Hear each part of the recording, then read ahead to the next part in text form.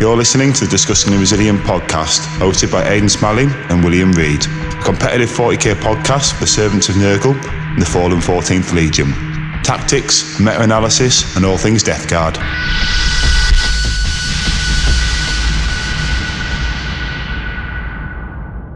Hi guys, welcome back to another episode of the Discussing the Resilient podcast. Just giving a quick one before the LGT, which is obviously a big event coming up in the UK. I think it's 700 plus players. So Aiden's going to be in attendance. We're going to run through that, talk about his list, talk about some changes. Me and Aiden both a small RTT yesterday as well, so we've got a bit of feedback from that. You know what we've kind of picked up from the games, how it went, and then before we get into it though, just a couple of things to plug. Aiden's been doing a great series on YouTube. He's been flying solo with some videos, deep diving Death Guard tactics, going through some of the units, and kind of sort of, breaking it down more from a beginner's point of view, right up to kind of some more sort of like high-end plays to sort of bring into your thinking and list building. But they're just on YouTube. Now, at some point, I'm going to sort of download the audio from those. Aiden was doing his live streams, and I'm going to get them up as podcasts as well. But for people who have just been downloading through Spotify and stuff, check those out on YouTube via our the live section of our page. And like I say, there's some great content there too. Obviously, the man of the moment, always man of the moment. Aiden's here as well, and Aiden. Good time too. Talking about that, Aiden, talking about YouTube. Aiden's been kind of working with a fan, I guess. He's done some fan art and stuff like that. Yeah, and it looks fantastic. Yeah, he's done a lot of work for us. He basically messaged me out the blue saying, "Hey, I've got something I want to show you," which is always a bit sussy at first. You're probably a bit alarmed to hear that, but he sent me obviously a little bit of I'd say like fan art, but then he then extended it and obviously put across his intent to basically try and make our channel, as he put it, our channel look like a 10-year-old's like first YouTube, and it did. We had nothing. We had no header, no nothing. We have no brand, no logo. So he messaged us, messaged me. Basically offered to just do it for us. He obviously sent me some stuff. I was blown away. I was blown away by it anyway, just the kindness of the act. But to see the work he also made for it, just to spice up our YouTube channel, make it look a bit more full, a bit more professional. And obviously, I think I like the more fun style he's going with it. It's not super serious. So if you haven't checked it out, do check out our channel on the YouTube, Discussing the Resilient podcast. Even though you're probably listening to it on there, so you probably know it exists. But have a quick look at the fan art on the headers. Quite a few Easter eggs, some cherry aid cans, some custodes helmets, etc. Because we like to kill custodes. But yeah, like as Will said as well, I've been working on the Death Guard Fundamental series. So basically, it's just a YouTube channel series that we're going through to try and teach people, almost going all the way from basics of the army mechanics and rules, list building, and currently we also had an episode looking at characters and all our character options. And deep diving, are they worth it? Where can they be used? Where are they best served? Etc. etc. Hopefully, I'll get another episode up sometime in the coming weekend or two. Obviously, it's a bit hectic at the moment with LGT coming up, but I'll try my best to get one out, probably covering our infantry choices. Terminators, Plague Marines, Poxwalkers, Cullists, etc. And if there's not enough in there to make one video, because my videos are quite long, I can obviously just throw in like the vehicles as well. Well, it'll go up. Don't worry, it'll happen. Just bear with me, guys, on that one. There you go. No, it's all good. And also to address the audio, because I've actually bought a headset now, so that's why my audio was very bad previously. Because as Aiden said, when we started this week, we weren't really sure how it was going to go. We didn't think it was worth investing any money, and we thought it might just be we make these podcasts and one person listens, and that'll be buzzing for us because we just want to talk about Death Guard. Yeah. Obviously, it's just kind of spiraled a bit. And so I am hopefully on the headset this time. Last couple of times I tried to record the headset hasn't worked. I've still gone for the computer mic. So hopefully this is the one where the audio is much cleaner, and then going forwards we'll have better audio to match the amazing artwork that Raj has done for us. And on that note, everyone, we're almost at 2k subscribers, so I'm going to do the dirty thing and I'm going to call you out. If you haven't hit that subscribe button, you're a lowly poxwalker. You want to become a big strong Plague Marine, hit that subscribe button. It really helps.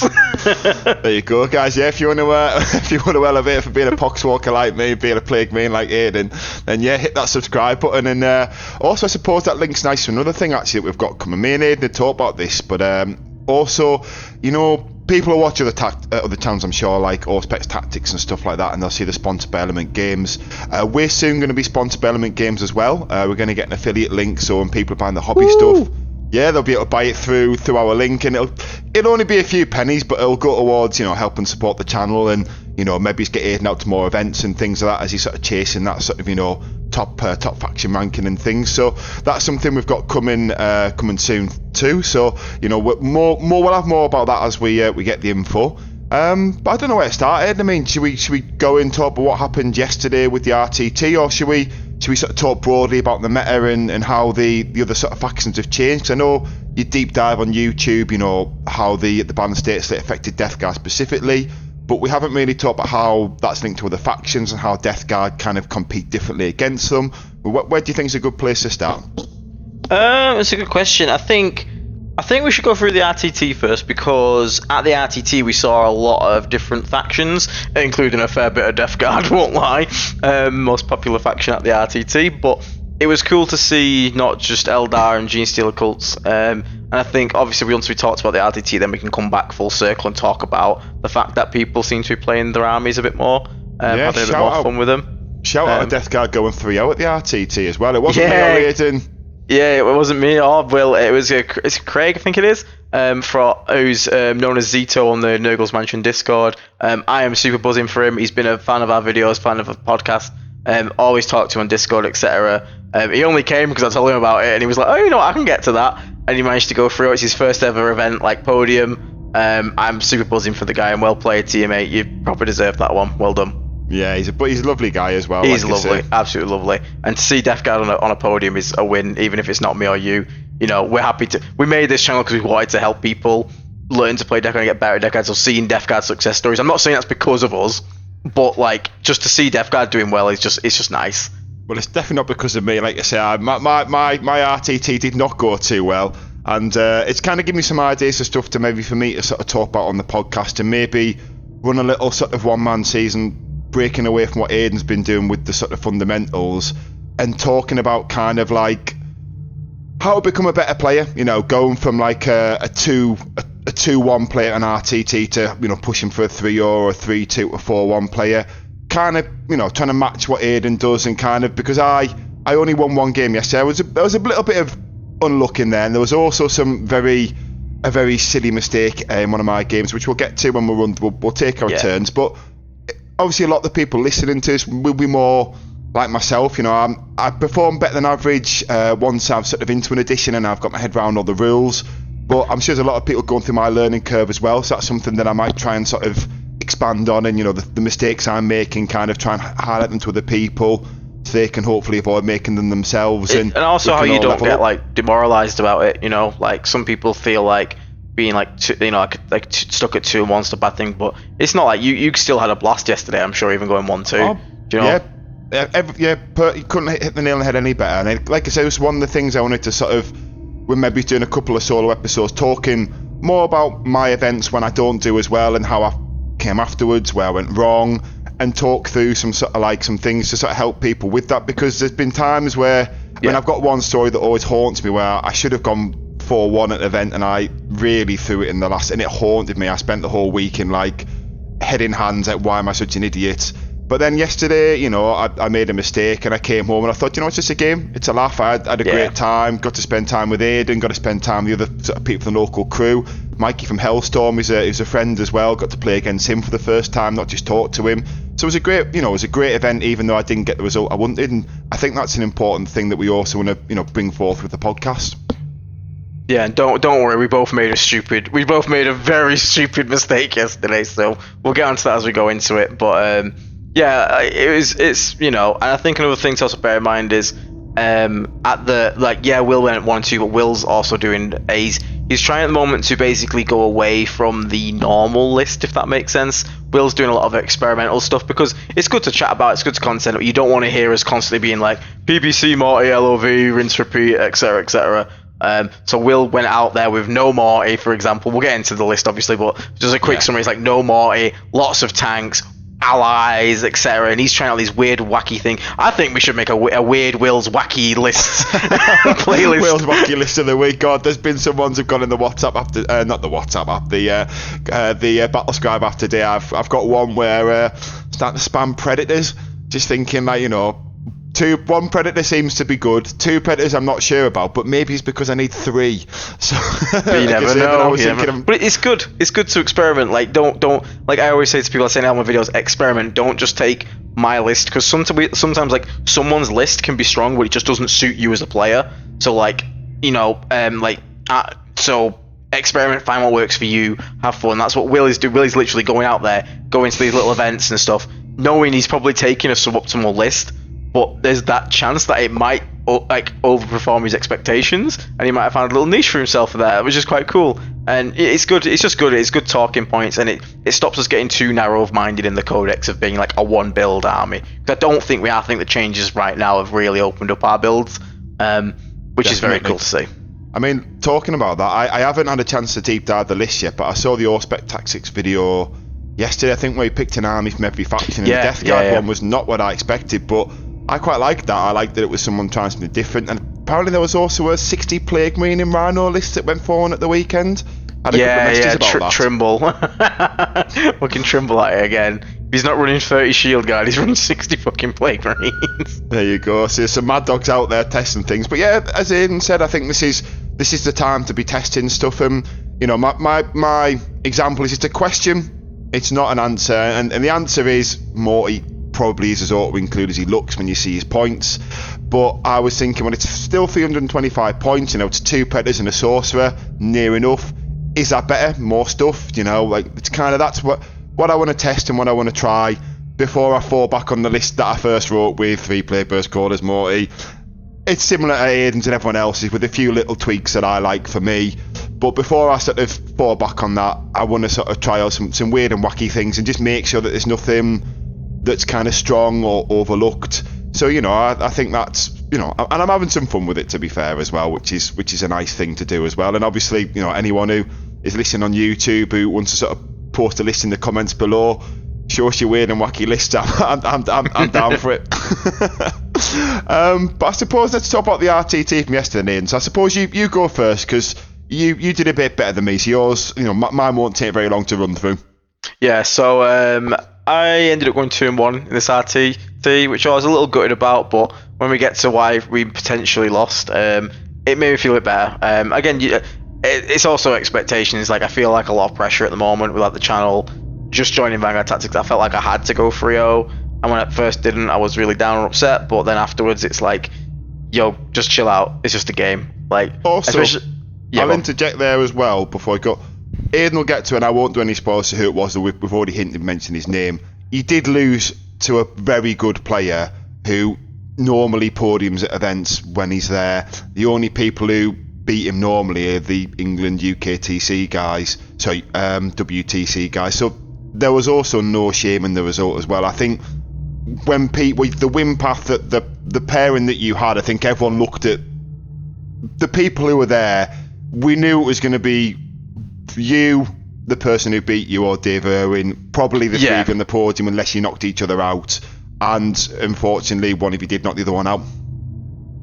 Yeah, I guess we'll get to that when we get to it. But what we'll do is we'll try and remember to put a link into the lists in the description of the video. People on Spotify, I'm sorry, you're just going to have to deal with me quickly describing my list. It's not much different for me. I'm still sort of playing it close to home, which I think was a mistake, as I'll come into... at the end we'll talk about the changes we make, but I think I'm starting to go away from this dynamic. But it was the usual which I ran normally, which was the Morty triple PBC Lord of Virulence. Still think that's solid, still think that's fine, nothing wrong with that. Then I was trying out a weird techie list, so I had a Chaos Lord in Terminator armor with Living Plague enhancement, who was just running solo, trying to get that aura of 4 up to deal D3 mortal wounds. I had Typhus again, Chaos Terminator Sorcerer, and that's not my characters yet, LOV said, yeah. Then I had 20 Poxwalkers, 2 units of 3 Death Shroud Terminators, what else did, oh god, yeah, I'm lost. 2 units 10 Cultists, 2 units of 3 Nurglings, and a Hellbrute. I think that was everything. Again, I'll put the list in the description below. Did you mention you had a bloke drone, didn't you? No, that's one of the things I really missed, and I really want to add. Yeah, we'll get to that. But yeah, I think blow drones are like going to be like a staple from now on.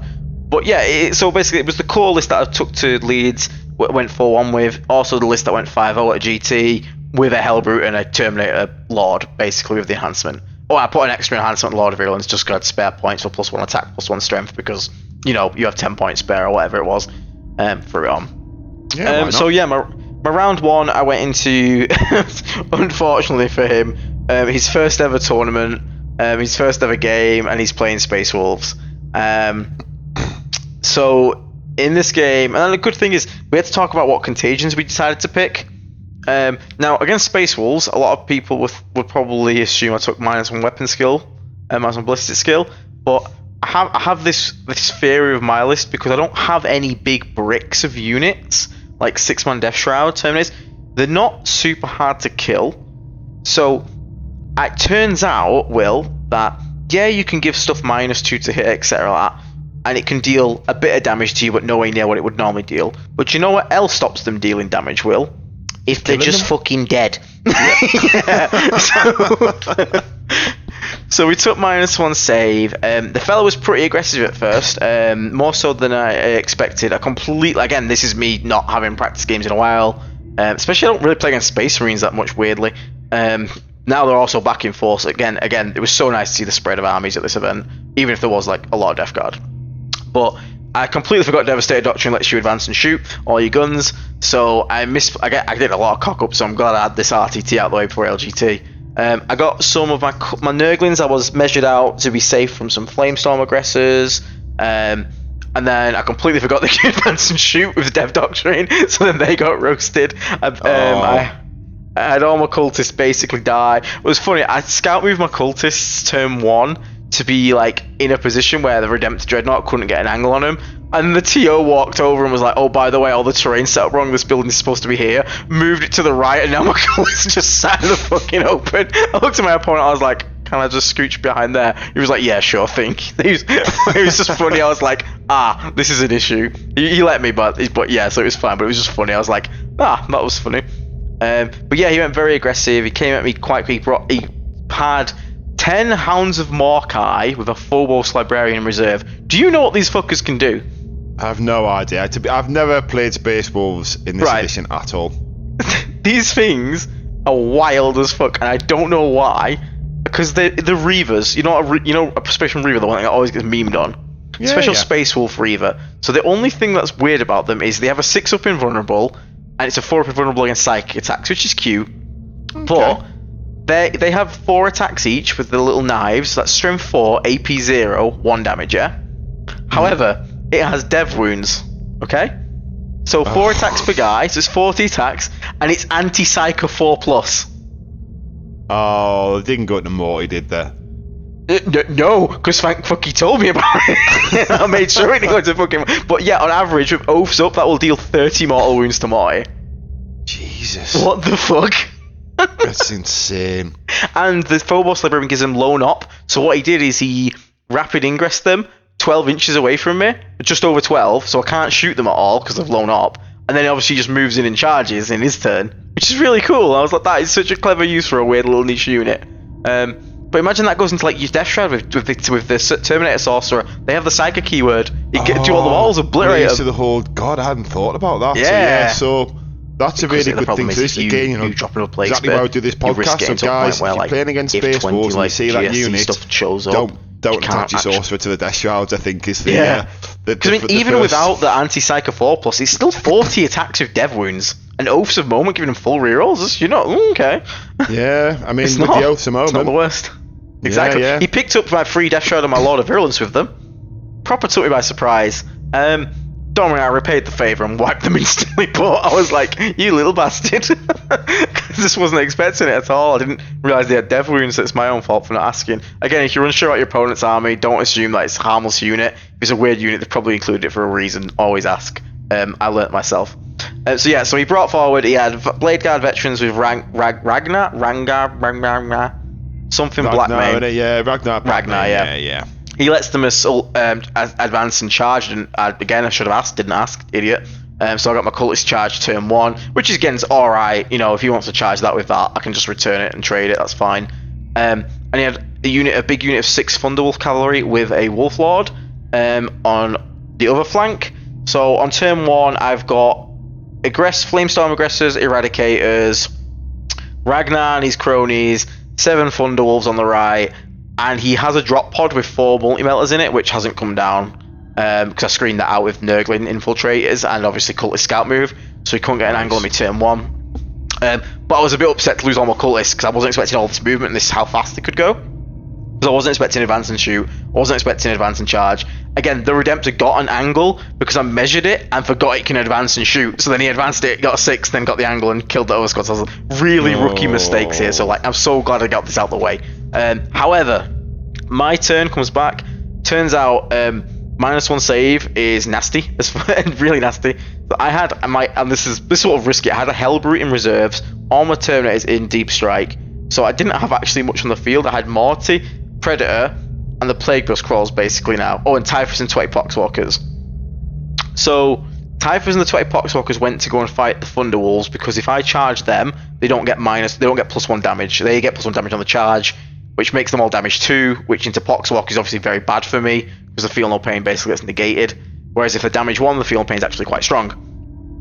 So I Mortar and I move Mortarion up, basically put the Blade Guard into contagion range, Plague Flamer them off, Mortar off the Eradicators. I think I put my las cannons into the aggressors and just hit all 3 times, wounded all 3 times. He failed every save and it just blew them all away. Nice. So that was quite nice. Typhus did 5 mortal wounds and picked up one of the wolves. That was pretty cool, just off the spell. Such a good little spell that.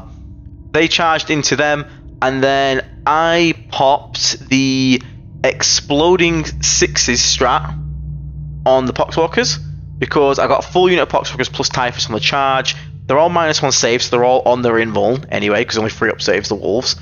I got lethal hits, exploding 6s. You know, I was like, okay, potential to do pretty good here.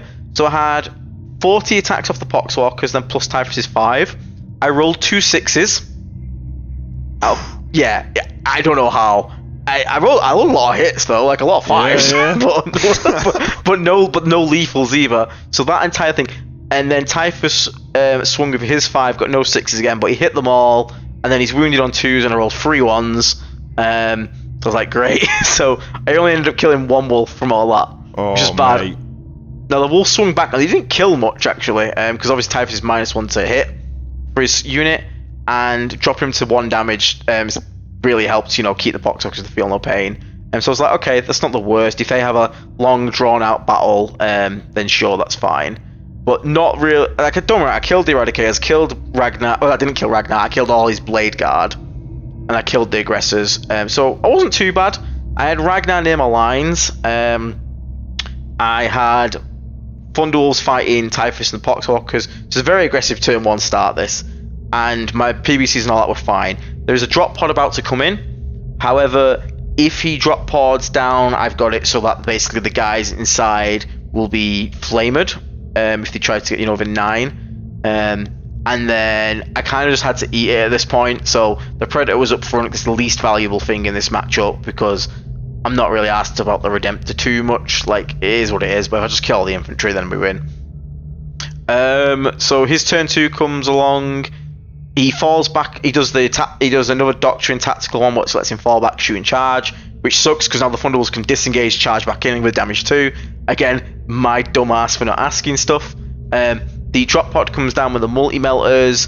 He was going to drop it in a position where he could get overwatched. I obviously let him know, hey, if you do that, I will overwatch you. And he was like, okay, it's just like, what, a flamer? I was like, no, these are like proper flamers. And where he was dropping in was on my home objective because he wanted to steal my home objective and get it. But I was like, if you do that, not only are you going to be, are you going to be minus... within Overwatch of the Flamers, you're going to be, because you're on the objective, you're going to be -1 save as well because they're infected. Oh yeah, it's a really good shout that. Yeah, so that's the only angle he could get a shot at. And I was like, I'm fine if he takes that because I'm pretty sure I can wipe most of the unit, and then obviously just take it back next turn even if he keeps it. Because if the unit all dies, drop pod's OC 0, so he doesn't even take it off me. Yeah. So he didn't do it, which is fine. He went and put it on the other side and just used it to shoot into Typhus, Typhus's blob, which is probably a mistake on his part, but I was happy once that was down, you know, and out of the way. I'm good. the Typhus and the Poxwalkers all got rinsed. He put oaths on it. Redemptor opened up onto it. The multi-melters all shot. The Thunderwolves charged back in, wiped them all. Not great, but to be expected. Ragnar came across a wall, and he was 2 inches away from my Chaos Lord. And he said, and he was the right decision in his head. He did it because he was like, Ragnar's going to die next turn. I might as well get the charge off and kill this character before he goes down.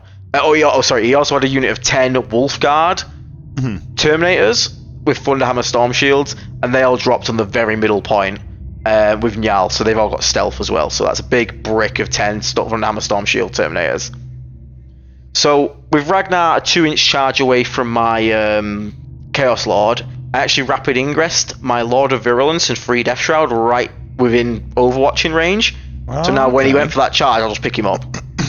So he went for the charge anyway because I said, well, he wasn't going to. He was like, oh, there's no point in me charging. I said, well, you're going to die anyway. You doing that at least makes me spend a CP. So do it. So he did it. I always spent a CP. Yeah, it's forcing me to do something. Otherwise, I'll just pick up for free next turn. Yeah, plus it means he can dictate a little bit where your models are coming in rather than you picking and choosing. Maybe you draw behind enemy lines or something next turn, and you've burnt that kind of. Scout's just really like a good tool. Some points. So from his point of view, maybe it was the right thing to do. Yeah, but I made sure the Lord of Virulence was in a position where next turn, if he walks forward, he can basically spot the Thunderwolf Cavalry on the other end of the board in case I wanted to mortar them. Because I've not got anything there now. Like that was bad. Like I lost Typhus, lost all that. So my turn comes along, so I've got two big problems in my opinion. The multi-metals are down and miles away now, don't really care, that would just be bonus points for killing them. I've got the 10 Thunderhammer Storm Shield Terminators in the middle. I have the Thunderwolves on the other side, which are down to like 4-man plus the character now. So I was like, okay, we got to deal with these. So I deep striked in my I strategic reserved my Hellbrute. So he came in near the Thunderwolf Cavalry. And my Terminators all came in around their Terminator brick, all within range of Mortarion, for the real ones to wound, etc., and ignore all modifiers. But I made sure my Sorcerer could see and shoot at his Thunderwolves, because obviously it's flat 3 damage weapon. The reason I didn't shoot into the Terminator block is because he has a Terminator Librarian in there, which gives the unit a 4-up Feel No Pain versus psychic attacks. So didn't want to waste Cursed Leper into that. So he made sure he shot the Wolves. The fellow would then be taught a lesson in what being -1 save and shot by 1 million anti-infantry flamers does to you. I dropped, I think, 8 Terminators died to the flamers. Nice. So all he had, everything like flamers, entropy cannons, las cannons, just blasting what I could. Morty's spell, Morty's pistol. But he dropped a load of them. The mortars actually managed to fire into the wolves and pick up another 2 wolves on the other side. I think I shot 1 mortar into the Terminators and then shot the other 2 across the board with the Hellbrute plasma cannon hit to give them the contagion onto the wolves. Then I did my charges. The Hellbrute made a 9-inch charge into the Thunderwolves. Unfortunately, I didn't do the tank shock things. I needed the CP elsewhere. I really wanted to do it and just bop them, but there was only like 2 or 3 wolves left, and he dealt D3 mortal wounds on the charge, did 3, picked up a wolf. So he was only in combat with like a wolf and a lord. You've got the fist on him as well, haven't you? Exactly, so he's going to smack it anyway. So I was fine with that. Morty and a unit of Death Shroud also made the charge into the Terminators in the middle. Basically ended their existence just there and then. I think Njal lived on like 2 wounds, but then the funny little the funny little Chaos Lord thing picked it up. Oh yeah, the thing that Image talked about in the previous episode. I forget. I've heard it's on a 4+ if you're in contagion. This would be one of the only 2 times he would roll a 4-up this entire event, and it didn't matter in this instance because that guy was in combat with 3 Death Shroud, a Lord of Virulence, and Mortarion. I'm pretty sure I had that one covered. Yeah, that sounds pretty reliable. If anything, it screwed me over because I couldn't stay locked in combat from surrounding him. So actually, okay, yeah. So actually, that's the time you could have done with failing the 4-up. Yeah, at this point, the guy was basically ready to call it. He'd lost all his, big units. He's got a unit of Devastators in a corner with multi-melters, which are never going to interact with anything else in the game. Maybe they kill the Hellbrute. That's about it. They're just down. Point, who cares? I'm just going to mortar them next turn off. His Thunderwolves died to the Hellbrute in melee. He does punch him to death. So that's pretty good. So all he has left at this point is he has those weird Reavers, those Hounds of Mordkai in reserves, and he has 10 Blood Claws on his home and a Redemptor Dreadnought and those Devastators. So he's basically ready to call it. It's not much. I'm like 6 inches from his home objective with the Blood Claws on it with Morty and the Death Shroud, so he's about to get, morted. Yeah, he's feeling the pressure. Yeah. So he brings in the Hounds anyway. Doesn't get the charge onto Mortai or anything like that. He just because Morty's middle of the board and they have to come from a board edge. Does charge into some Death Shroud though and kill them with the Dev Wound nonsensery, which was quite funny. That's how I learned about it. And I was like, that's funny. But then next turn, dear God, -1 save. You can pick up power armor so fucking fast. Well, I was going to make a quick point about because you said about the Terminators. This is a good thing for the people listening to the podcast you might not have realised. When you turn a Terminator's save to the 3+, you're changing the save. They can't put it back to a 2+ by going to cover because it becomes a 3+ armor save, so it can never ever be better than 3+.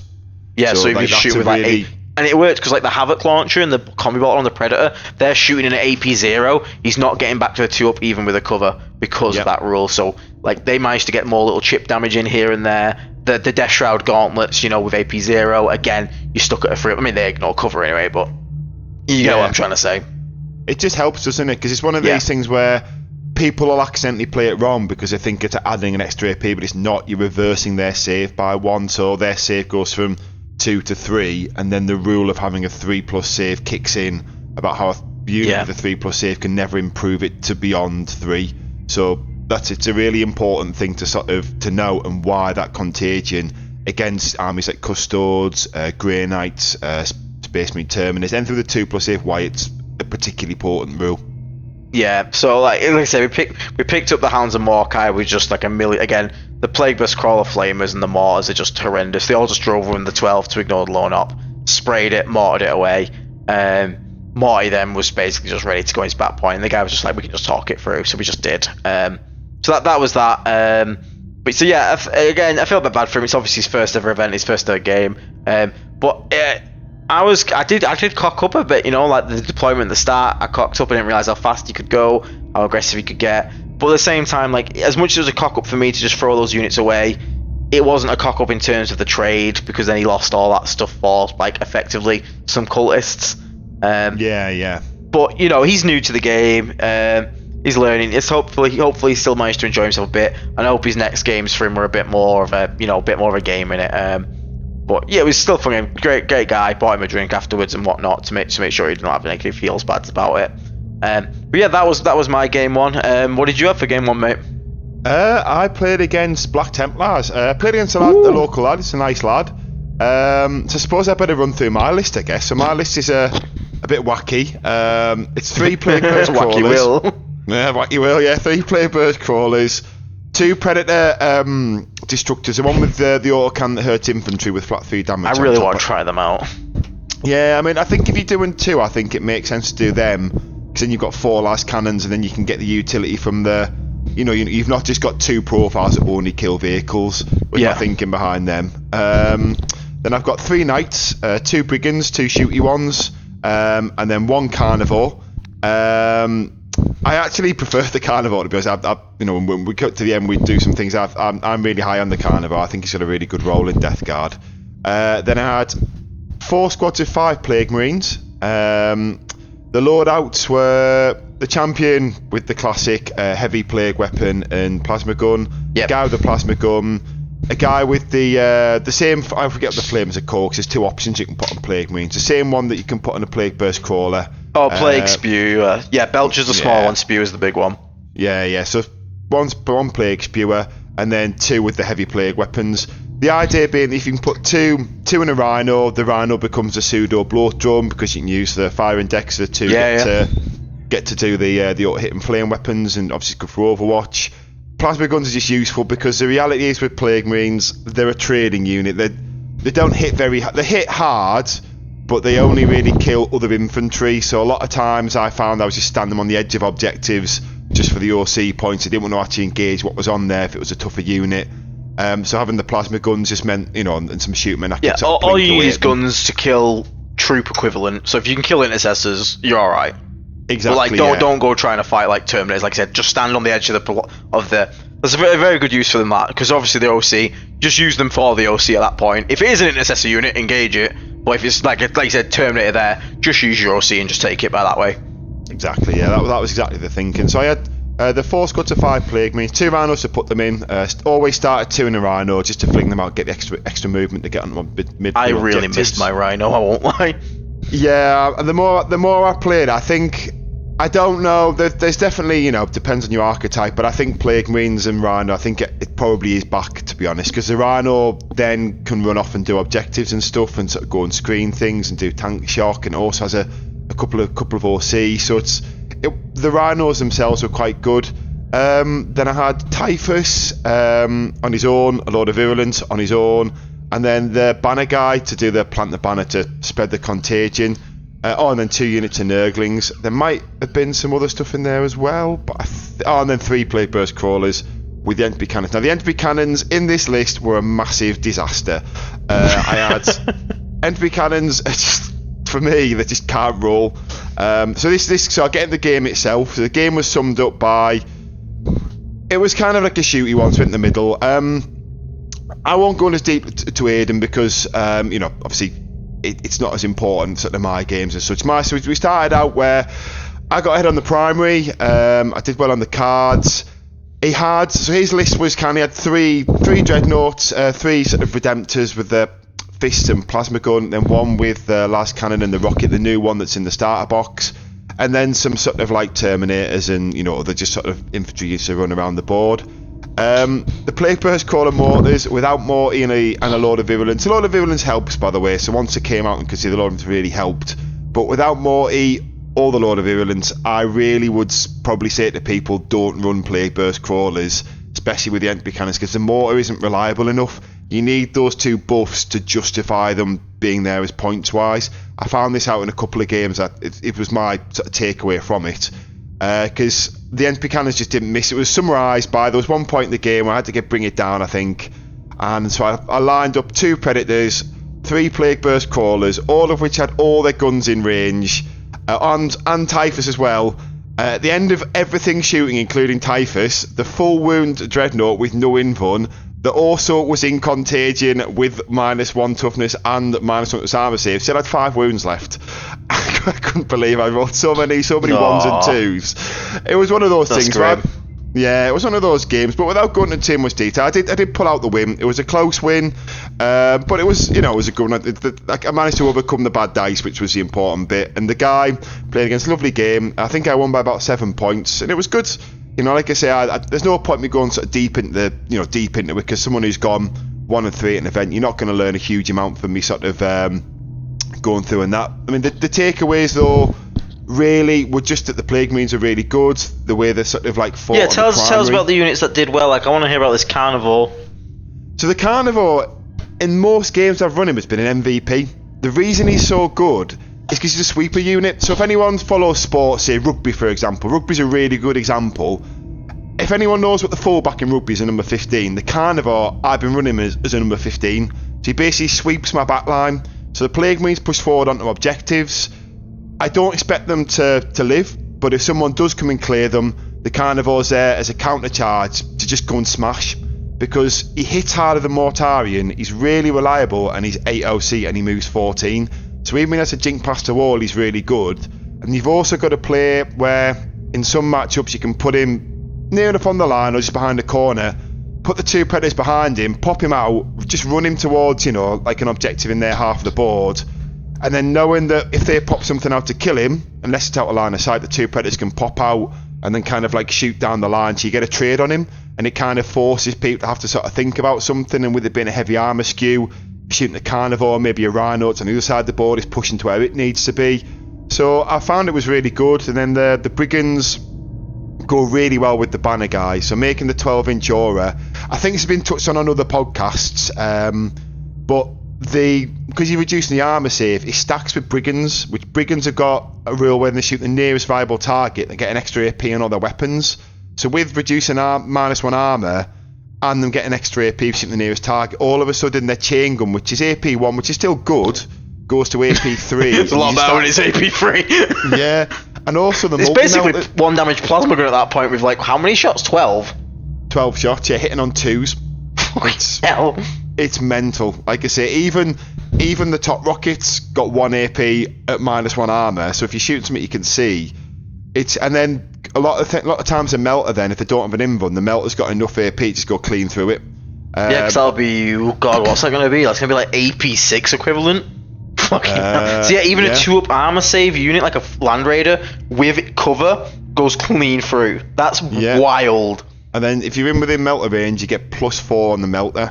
So like I say, it's a good little combo. I mean, it came up more often than not. And then OCW was good because in some matchups, if I could see they had a big OC unit, he just joined the Plague Marine unit, made them OC3, which of course gives him an extra OC as well.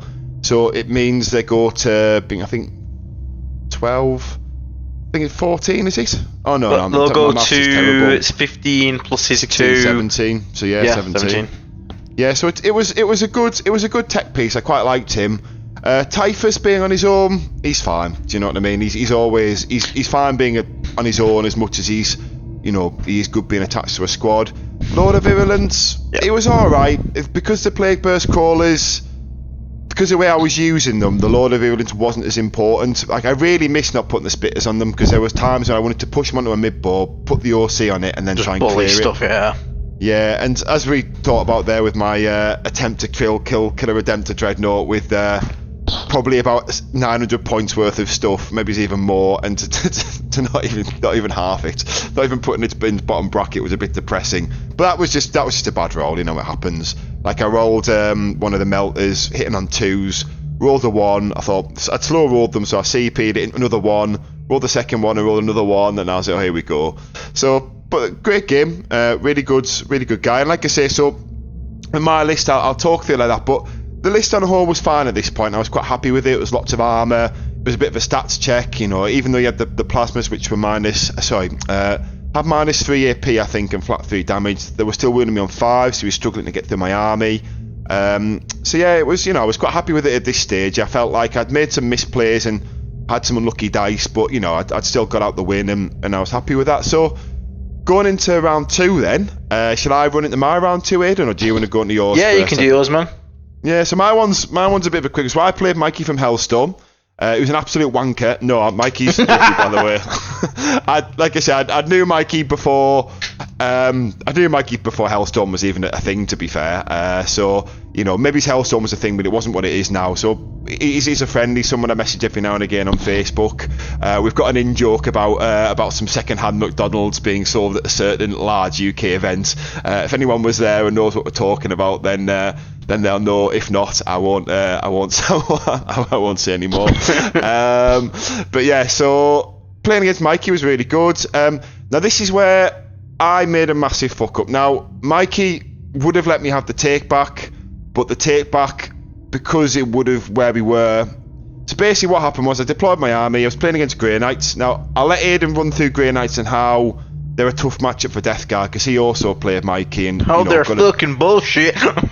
Yeah, you're going to bit me out the game then. Well, I kind of lost from turn 1, unfortunately. I was always going to be up against it because Mikey sort of said he was more scared of my list than Aiden's because he couldn't kill it. Because his army doesn't really do armour. But I said to Mikey, but the way the game, he surely always plays against Death Guard. He doesn't try and kill us. He just jumps around us and just, even if he gets tabled, scores more points. So thinking like that, I always kind of felt, because I don't have the mobility with kind of the vehicles being, getting trapped behind walls, blah, blah, blah. So I always kind of felt I might be a bit up against it because of that reason.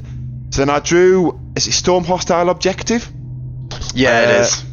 So yeah, so I drew Storm Hostile Objective turn 1. Now, he had a unit of, I forget what they're called, some Grey Knight unit that can scalp deploy and then sticky objectives, like our cultists do. So, and he'd done that. And they were standing in the middle. Now, I had to sort of engage with them, but if I went within 9, they were going to teleport away. So it was kind of like I either put a model on the point and they teleport away, or I kill them and take an asset away. Because it was one where you had to hold 2. So even though he had the middle, it wasn't going to get me an extra point. It wasn't a hold more mission. So originally I was going to shoot them, but then I drew the cards. I thought I'll engage with them. So he picked the model up. I picked them up. Completely fair. It was the right play for him to do. And then he realised at the start of the board he could rapid ingress them, so he put them where my second objective was. within a range where they're just going to walk onto it, because I just touched it with the Rhino because I didn't think it was going to get there. So then obviously we realised the end of my turn I couldn't actually score Storm Hostile objectives, so the 5 points that I thought I was getting I wasn't getting. And then I'd also at this point was going to lose 5 points on the primary because he'd rapid ingress a unit on. Now Mikey in his defence was lovely. He said, well, this is obviously something where he'd read the card fully. He said he hadn't thought about it until it was the thing. He could have pointed it out, but as I said, I can read too. Mikey wasn't training me. I should have read the card properly. Yeah, for those who don't know, the card says you can't score it turn 1. If you draw it turn 1, you have to redraw it. That was the issue. It wasn't anyone's thing. It was just the fact that Will literally was trying to score a card that he physically shouldn't be able to score turn 1. Yeah. So in the end, Mikey said if he wanted, we could take it back and we could start my turn again. But there's only 2.5 rounds or 2.5. Basically, there was a lot of people kind of pushing at the time, a little bit shorter than a normal tournament. It wouldn't have been fair for me to take an extra 20 minutes and then get the end of the game where maybe they could turn to go and we're scrapping over 2 points in a tight game or something. So I just ate and I accepted. I'd screwed up. You learn from these things to go forwards.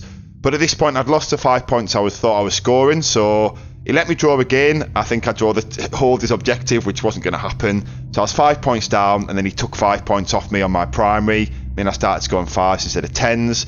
So I was 10 points down in the hole in the game. I already thought I was going to lose on points, and it just kind of snowballed from there. Basically, it's like. I was ready to concede at the end of his turn 3 because I could see mathematically it felt like it was impossible. So I said, we'll just draw the cards. But Mikey was really good. He said, play on, Will. I think they've got some more in this. And he was right. I did do better than I expected to do in the end.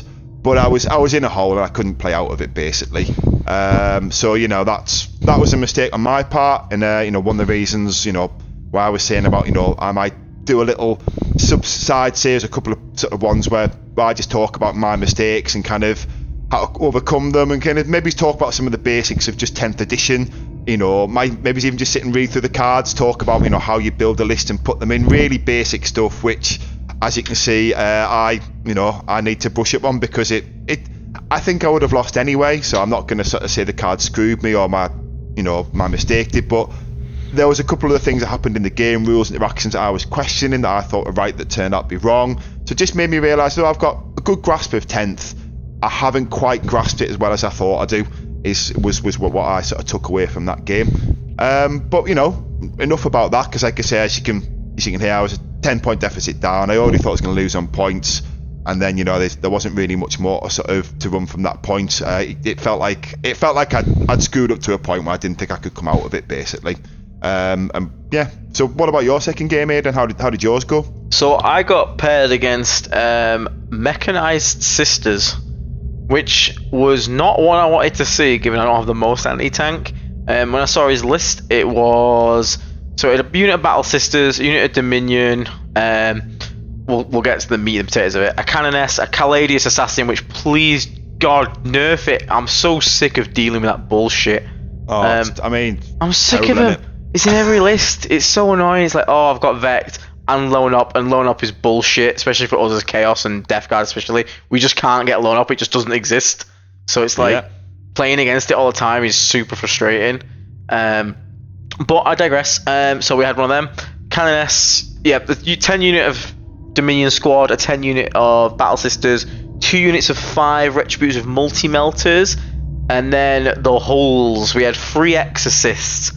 So Exorcists are indirect tanks, like our Plagueburst Crawlers, but unlike ours, which are strength 8, AP 1 and 2 damage, their weapons are heavy, so if they stay still, they ignore the modifier for indirect.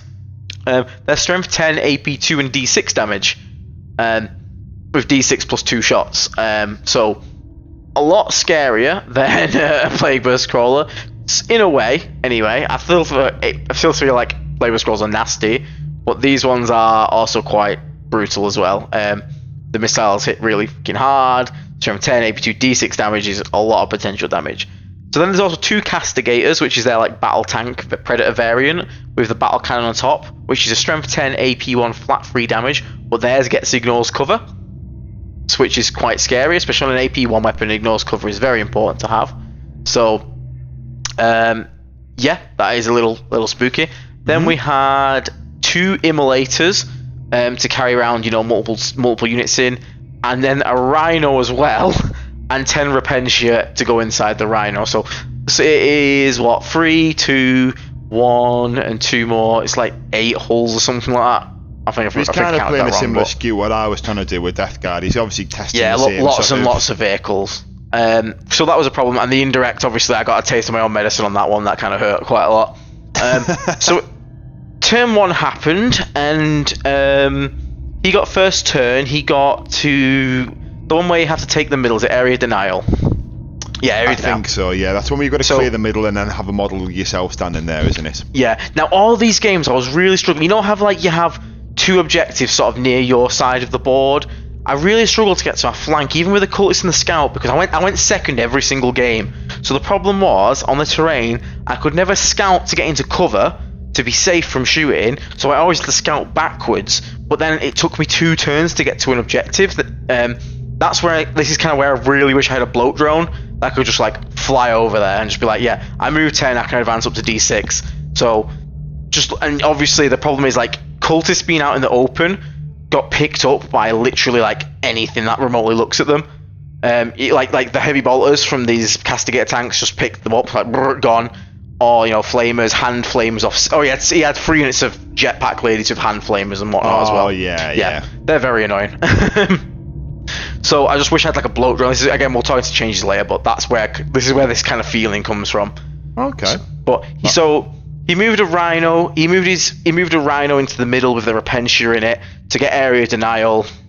And then he had some sisters go for his because his sisters have scout, so they scouted out and we're going for his natural like home sort of objective. Caladius being a pain in my ass up on my home side objective, so that was obviously not great for my cultist, because my cultist couldn't go there now because she has a flamer pistol for Overwatch, and obviously she's a lot more scary than they are in melee. So I was like, great, and I couldn't help out with the mortars because she's blown up. So I was basically stuck on one objective. So I was like, okay, we'll play for one objective for now. We're just gonna shoot some vehicles and whatnot. He comes out with his Rhino in the middle. His Castigators come out to get line of sight. His Exorcists obviously don't need line of sight. And he starts blasting. So he shoots my Plague Dust Crawler. And thankfully I put it so it's getting cover. So the Castigators open up on it. I pop smoke, obviously. Cloud of Flies, which he thankfully can't vect because it's not a battle tactic. Thank God. Nice. It's a strategic ploy. So I'll pop smoke on that thing, well, Cloud of Flies, so get -1 to hit. So the Castigators are hitting it on 4s, wounded it on 4s, because strength 10. It's AP1, I don't get cover because they're ignores cover, but 3-ups. And I managed to boss all the saves on them, and he's alright. He takes both the Castigator shots like a champ and doesn't die. He takes 3 damage, I think. The Exorcists fire in at him, so they're hitting now on 4s, because they've got the +1 to hit from heavy, but then -2 because of indirect and the stealth. They don't ignore cover, they're AP2, so they need 4s to wound him, 4s to hit him. He has then a free up armor because he gets the cover this time, but it's AP2. He managed to survive it, he gets 1 through and does like 2 damage on it, so pretty good first turn for me. I don't lose anything, cultists die, some Nurglings die. My bad. I'm really bad with Nurglings. I'm just gonna keep him in deep strike from now on for secondaries, because like infiltrating plays, I'm just shit at. I don't understand it. So with the Nurglings, I've worked this out. All you do is just put them within, because I know you've got the cultists, but don't just put them in the cover so they can move within 6 of center in case you get that, and just leave them there. I think that's it. I think I was trying to be too cute with them, to be honest. So. Same. By the way, my reserves are all the same. I've got my Death Shroud in reserves, my Hellbrute in reserves, etc. So nice. My turn 1 comes across the Rhino in the middle. I'm like, right, I've drew the one where I have to make sure none of his shit's in the middle, as well. And he shot some cultists with his indirect. I had 2 models left in a cultist squad, so I move and advance them out to move in, 6 of the middle for area denial. So all I have to do now is kill the Rhino, hope it doesn't explode, and then when the 10 Repentia get out, also kill all of them. So it's a bit of an ask, but we can do it. So the little Las Predator that could, I set up everyone around Mortarium for the aura so we can't smoke anything. The little Las Predator that could, he rolls his little butt out. So this is the guy that's killed all the Cladius Grav tanks. He fires every shot, he hits every shot, he wounds every shot, he fails every save, and he one-taps the Rhino. What a legend this little Predator is. Your Predators and my Predators are so different. Like I say, my Predators just love rolling ones and twos. We were talking about this, weren't we, in the chat, and I was saying, I think they just get anxiety. I think they get one of them whiffs and the other one's like, yes, this is my chance. And then he knows it's his chance so much that he then just whiffs himself and he's just like, oh. It's like, guys, what are you doing? Yeah, they just love rolling ones and twos, mine do. So Rhino goes pop, which is nice. The Repentia all get out. The Mortarion shoots him with Psychic and Lantern. One of my Plagueburst Crawlers rolled up in case I did pop it, so now he's got the sprayers on him. He sprays away, kills quite a lot of them because that spray is super nasty into them. I think I have to use one. No, I don't fire a single mortar, and the sprayers plus the machine gun plus Mortarion plus the over two PVC's machine guns managed to pick up all the Repentia. All the mortars went into the Castigator, and they dropped it to 2 wounds. Which was really nice, but unfortunately, if you leave a sister's vehicle at low health, it gets +1 to hit and wound. It's a weird rule, that one, isn't it? Where it's like they get better as they get worse. It's like does a Lord of Skulls do that as well? For it's weird. Yeah. So I charged my Nurglings into 10 battle sisters because the -1 to hit in combat. Sisters hit on 4. Oh, this game I've took -1 weapon skill, -1 ballistic skill, because my idea is if I can get something into the Exorcists, it really helps, neuter them. So I've gone a little aggressive, a bit out my deployment zone, more so than usual, but nothing too crazy at this point. Nurglings charge the sisters, so they're hitting him on 6s in combat, 5s in combat because they don't have contagion. I only did it, they knew they were going to kill the sisters, but I was hoping they wouldn't kill a single sister because Nurglings are super weak, but they'd at least keep them in combat so they couldn't get an action, so if they got cleansed they couldn't do it. Yeah. The Nurglings unfortunately god rolled and killed 2 fucking sisters. So now the sisters are hitting normally again in melee. It's like, bastard. They've got devastating hits. Is it devastating hits they've got? Yeah. Lethal hits, yeah. Lethal hits, yeah. So it didn't really make a difference. They punched 1 Nurgling base to death because, it's whatever. But just to keep them from doing an action in case they threw anything. And that's all I wanted them to do. His turn 2 comes along. And he has a very good turn. A very, very, very good turn. And I felt very disheartened after this turn. So he does this thing with Seraphim where he comes in on he captures enemy stronghold, for my home base. And then Seraphim can do the thing where they come down and they can shoot and then move. So I had my Plagueburst Crawler on the point, thinking it was, safe. It's covered by a flamer. But what he can actually do is he can come down outside of flamer range, shoot something, and then move 6 inches onto it in the shooting phase. And because it's in the shooting phase, he can I can't overwatch him because the move's in the shooting phase, not the movement phase. So I was like, shit, I'm gonna not only lose my primary for the turn, I'm also then gonna give him 8 points on a secondary. So it's really bad. I just didn't think about it. I didn't, again, ask you questions, which is really drilled into my head now. I was like, okay. Sometimes those plays are hard to stop. I mean, this is why Eldar is so good, isn't it? Because I think they've got 3 different ways to do a shooting phase move. So it's like, movement is so. It's the only reason Death Guard's never going to be an S tier army. Movement is the most important thing in this game, and unfortunately we don't have movement tricks, but it is what it is. So that happened, so I'm like, right, shit, okay, I can't have this happen. So after he brings them in, I'm like, okay, I'll rapid ingress, and I'll put 3 Death Shroud and a lot of virulence on the point, my home point, because even though I can't overwatch them when they come in with the movement, I'll have the OC on them. Because Plagueburst Crawler's 4, they'll 1 each, plus a lot of virulence, so I've got 8 on it. So even if these Seraphim get on it, they're 5 to my 8, I hold it, yeah? Yeah, smart play. I was like, I've got to do it. It's annoying that I've got to bring him in here, but it stops him getting an 8-point swing, holds me a 5-point, so really it's a 13-point difference. So it's quite important, so I was like, okay, we'll do it. So then he's like, okay, I'll shoot. What I'll do is then I will try and kill the Death Shroud with the Exorcist. He was like, so what am I hitting him on? I was like, well, I'm going to Cloud of Flies it, so you'll be hitting him on 4s. You'll be wounding them on 4s, because I'm -1 to wound if your strength's higher. And then I'll be getting a free up save. So, pretty good for me, yeah? So I was like, okay, alright. So he fires the first one. He gets max shots on it. He hits a lot of them, unfortunately. He hits 4, and then he also wounds 3 of them. I was like, okay, so he's got 3 wounds on me. So I've got 3 up saves. I roll fucking every single one on 1. And he D6 damages them all and kills every single Death Shroud. Then the second one fires and kills Lord of Virulence. And I was like, shit. So I've just lost Death Shroud and Lord of Virulence for free. Haven't even stopped his play. He's about to get the 8 points now. I'm going to lose my 5. Really bad. So like, okay, can this get any worse? So his last Exorcist shoots my Predator, hits it, wounds it. I roll my 4-up saves on that one. Fail all of them again. So I failed 2 of them. I failed 2 saves. He rolls the damage, double 6, kills my Predator. Ugh. So my little Predator could blows up. His Castigators then shoot and kill. They kill all. They finish all my cultists. And then they put up one of the Plagueburst Crawlers down, like 3 wounds. My new ones also get picked up down at the side because they fell back and an immolator roasted them. So a really bad turn for me. So I sat there, and this is the thing now. This is where we get into decision making. I sat there and I said, right, you've just had a load of luck.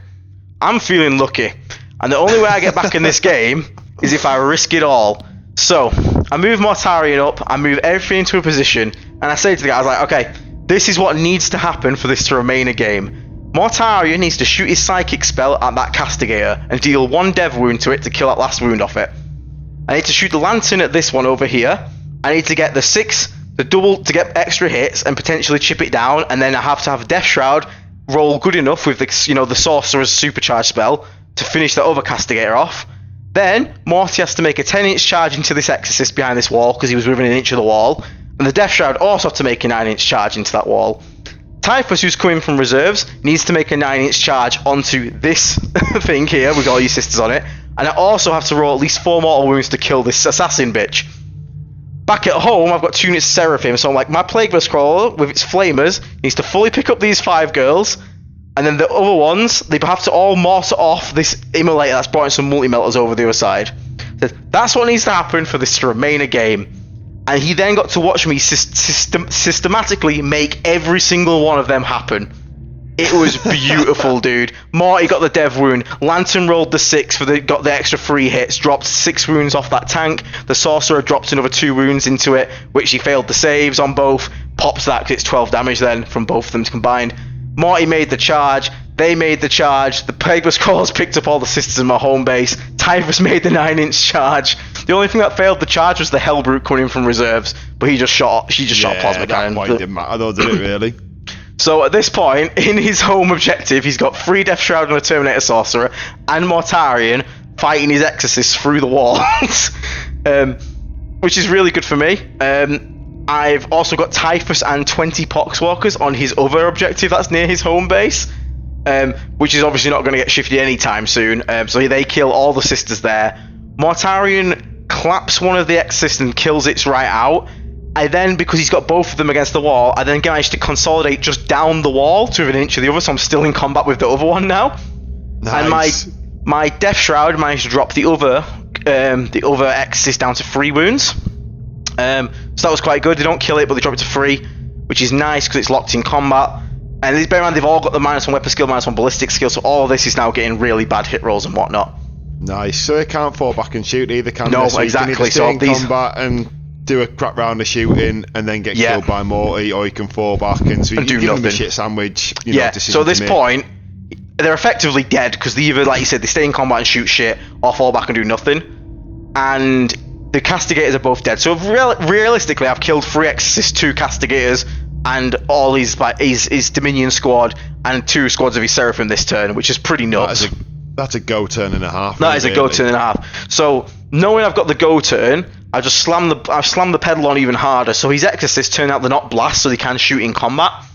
But one thing he had to learn was that he didn't know how it works. But I explained to him that even though Morty's in engagement range with your Exorcist, he is on the other side of the wall, and these walls are fully sealed, as you know from the terrain, which means you technically don't have true line of sight to him, which means you just can't fire at him with your heavy bolters and whatnot, and your indirect has to take the indirect penalty. Yeah. So he's hitting on 5s. He's hitting on 5s with it because they're not blast, which is annoying. These rockets, so he can still indirect. So he says, okay, I won't shoot Morty then, I'll shoot the Death Shroud. I was like, you can't shoot them because they're infantry in combat with another vehicle, not the one you're involved in, because they were with the other Exorcist. So the other Exorcist shot into combat. Thankfully, I managed to make them saves and they bounced, Nice. So his Exorcists were basically completely neutered at this point. He's got an Immolator and some sisters near one of my objectives, but I've basically given up on that one. I have all the other objectives at this point. I was just like, sure, you can have that. Your multi-melters are down, you know, they're not going anywhere. Same kind of from the first game. Once units like that are down, they don't do anything. So all I cared about was, right, let's kill his Exorcist in his turn because he stayed in combat. Mortarion swings at the full health Exorcist, blows it up, it explodes, does D3 mortal wounds to his other Exorcist, does 3, kills that Exorcist, which then explodes. Both of them do enough mortal wounds to pick up the Canoness that was there. And then he's like, okay, well, at least if I'm going to explode, your units take 2d3 as well. So he rolled 2d3, rolled the 6 mortal wounds on Mortarion, and he passed every single feel no pain.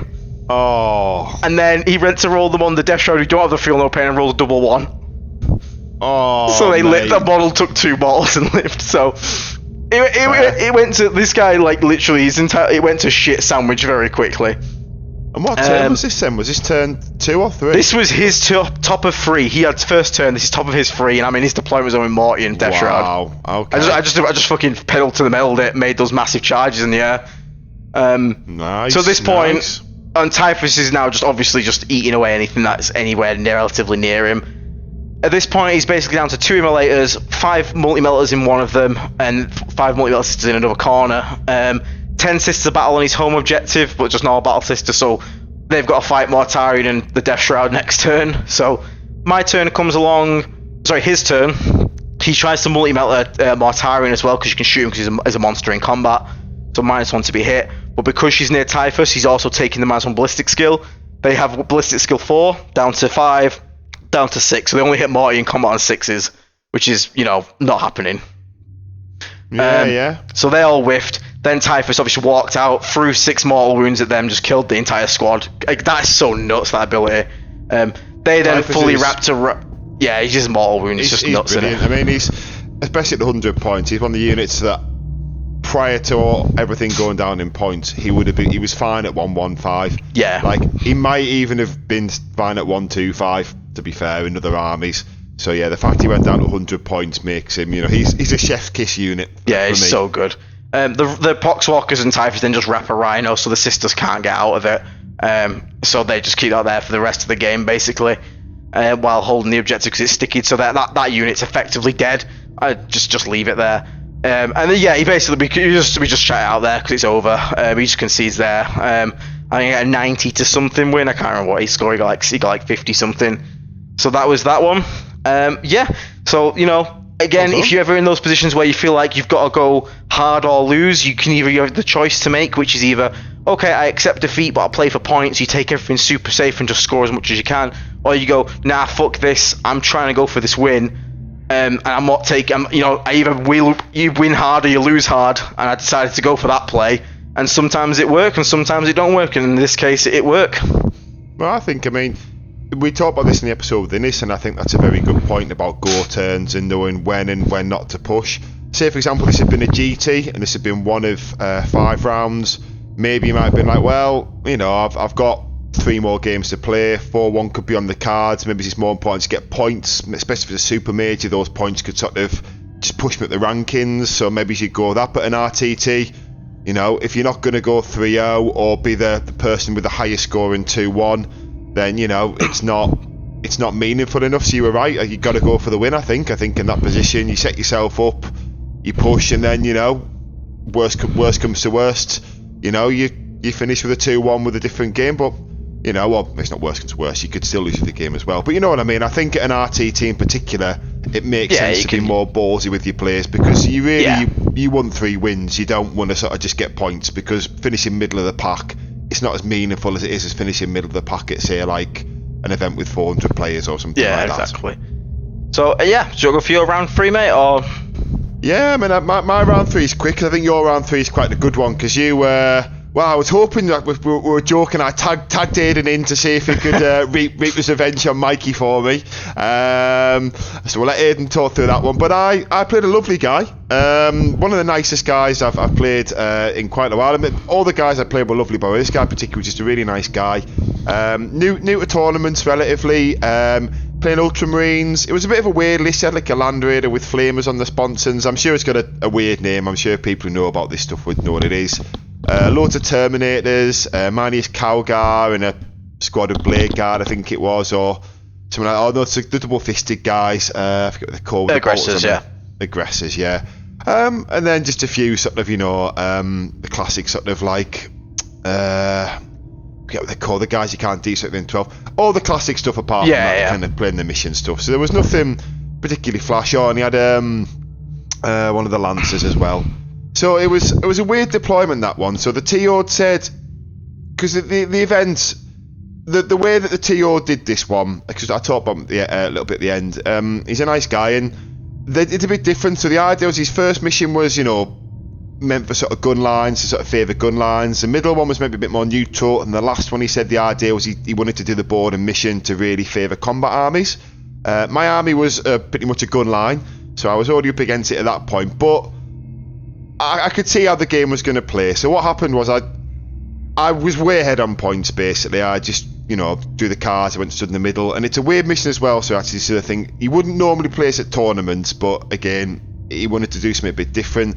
It was the one where you score extra points for putting characters on objectives, and this is where my list kind of fell to pieces a little bit. So I didn't have any. I could have done with Mortarian, the big something I could just chunk on an objective and he stands there. I didn't have Typhus embedded in any unit, so I just kind of put all my characters on one objective and just thought, well, I'll just score this. But as it happened, I ran away with points early game, and he was sort of saying, oh, I can see how this is going to go, and sort of he'd already in his head sort of conceded. And to be honest, I kind of was thinking that as well, and this is where I got a bit sloppy. So I just started sort of taking the bargain, didn't move units that I should have moved, and sort of thought a bit thing, I just sort of thought, well, yeah, it's just going to unfold, just make sure that, I just sort of play the mission and I keep things relatively tight. And then things just kind of went a bit pear-shaped. He got his characters on objectives, cleared mine off objectives, and then he did that thing where he drew, I hate this card, because when you score it, it always swings the game. The one where you take the opponent's home field and score 8 points on it. Oh, yeah. He had, I forget what they're called, not infiltrators, inceptors. He had they can deep strike within 3, can't they? Yeah, so what he did is I had a Predator on my home field objective, just poking its gun out round the corner, but only touching on, and he worked out if he put his inceptors on the other side, the far side of the objective, he took a home field objective, and all of a sudden that 8 points, he was already kind of pulling his way back in with the characters being objectives, and that was a moment I really started to panic. But at that point, I think that was turn 4, I think, and he basically won by 2 points. So yeah, it just went a bit pear-shaped me, really. So I was a bit frustrated with that. I think in the middle of the game, if I hadn't have been so complacent, thinking because I was way ahead on the scoreboard. I think start of my turn 3, I think I was like more than 20 points ahead. But like I say, that big 8 point swing, because I think on that turn, I think I also drew a card I couldn't score. So that 8 points, that 8 into that, and then as soon as you got the characters on the objectives, I think get an extra 3 points per character on objectives, who's getting an extra 6 points on primary more than me, and the last turn he held more on the primary. He basically clawed it back and won by 2 points, and fair play to him. This is one of these things where I have to hold my hands up. I think, if I'm honest, I probably could have played better and still won, but I got complacent, and this is why I was saying, I went home and I was a bit frustrated, and I thought, you know what, it's better to make these mistakes now with a list that I'm testing and sort of like mad professor ideas, than having gone away for the weekend to a GT, bought a hotel, taken time away from the missus, and come home feeling angry that I've spent all that time and money with a 2-3 or a 1-4 win or something. Because if I go to GT, I always want to at least push for a 3-2, and then hopefully be in a position where I'm pushing for a 4-1 on the last round. Yeah, totally. To sort of keep it exciting. So that's that was a learning curve for me. That was something I'm going to take on the chin and sort of move forward, and and not be as complacent as I was, because I lost to Mikey, and I thought, turn 3, I thought, oh well, this is the opposite one. This is my one this time, and thinking like that is a mistake sometimes. I think you've got to, taking sport, isn't it? Just play it out till the whistle blows. Yeah, exactly. Yeah, keep your A game. Don't take your eye off the ball, and that's that's what I took away from that game. But the guy was so sound, and the fact he beat my 2 points, I was getting a bit frustrated with myself. But he was making so many laughs and jokes. In the end, I was like, mate, you're just a top guy. I really enjoyed the game, and he made it loads of fun. And as an opponent, that's what you want, you know. Something he could see I was getting frustrated, and he was kind of like, he kind of acknowledged he got a bit lucky, but he also played it, you know, his final turn the way he had to. Yeah. And he was even helping me a little bit, being like, look, you know, like, I can see this is the way this is gone. And so we drew my cards, and it's like, you know, he added it all up, and then look, at the moment, I'm going to win by 2 points unless you can do something. So we just played the second and last turn. Could I do something? And I couldn't, basically. I tried to pull a play out my arse, and unlike, it just didn't work out for me. But so that was my experience of the tournament. You know, I had a great time and a great took some lessons away from it. Basically, that's how I sort of looked at it, and I learned some things about my list. But we'll talk about list changes, obviously, because Aiden's got a few, I've got a few, and we'll talk about. So we'll get into Aiden's round 3, because this one's a spicy one, I think. Yeah, so I had to play against this wanker. No, I got Mikey. So as Will said, he alluded to, he tagged me in. Now what's quite funny is Mikey said, and then on his stream the night before, actually, he was saying how he's way more scared of Will's list than my list. I know, yeah. I'd make him regret those words. But yeah, Grey Knights are an interesting one. They are played so weird. So those who don't know, Grey Knights, at the end of your turn, so yours, not his turn, you the opponent's turn, he gets to just pick up to 3 of his units and just put them back into Deep Strike. So secondaries for him are basically free, unless you can screen out the entire board, because he can just be anywhere whenever he wants. They have another ability, which is the most bullshit strategy in my life, called Mists of Deimos. So for 1 command point, if you at any point finish, start, or make a move, advance, or fall back within 9 inches of any of his units, that unit can either move 6 inches or go into Deep Strike. And because of the timing of it, as Will alluded to before, because it happens in your movement phase, not the end, he can go into Deep Strike if you move near him, and then rapid ingress them back down that exact same movement phase into your backfield, etc. Now, yeah, it was painful when I learned this, especially at the end, because I didn't want to do it, but I thought, well, you know, I'm going to get 5 on the primary in my game, and then he did that and took me 5. So even then it would have been an evened out, but then when I found the card, it was really painful. But credit to Mikey and the way he's talking about now, all this stuff is Grey Knights are a high skill level army. It made me want a Grey Knight army. It was so cool. It was so fun to watch. But he's right though. Mikey was right. It doesn't, and Bill was right. They don't hit that hard, and they do struggle against vehicles, and that's something I need to learn, because I've never played against Grey Knights in 10th. So this was really learning for me, because I feel like if I was just more aggressive with my vehicles and my high toughness stuff, I probably would have took this one. But again, we're all learning. Like, I don't know everything. People sometimes assume I do, but I honestly don't. There's a lot of armies I haven't played against. I've not played against Drakari, not played against this. I've not even played against Nids. I keep dodging every Nid player. So like, there's lots to learn. But yeah, so again, as Will said, the mission wasn't very shooty. There was a lot of, you know, there's a good melee staging point in the middle. But the problem was you can't really melee Grey Knights, because you move within 9, he'll just teleport away. So I basically had to respect this the entire game, because otherwise I could just really set myself up to getting screwed. Well, Grey Knights also, just to throw in, because this is one thing that hurts your list way more than mine, Grey Knights have got really good flamers. Yeah. They're effectively like I forget the name, the ones on the play burst callers. Yeah, the strength 6, AP 1 damage, ignores cover. They're AP 2, that's what makes them a little bit better. Yeah, that was the thing that caught me out a little bit. So even when he wasn't getting many wounds through on the vehicles, I was failing a lot of the saves, so he did still whittle me down. Yeah, and the they can ignore line of sight as well, as long as a psychic can see the unit they want to target. So yeah, I got some cultists roasted through a wall, which felt very bad. But you know, also the other thing about Grey Knights is even their power armor units have a 2-up save, which makes Plague Burst Crawlers a lot less useful. Plague Burst Crawlers really like going to 3-up armor and dropping them to, you know, potentially which way it dice, or just putting them to a 4-up.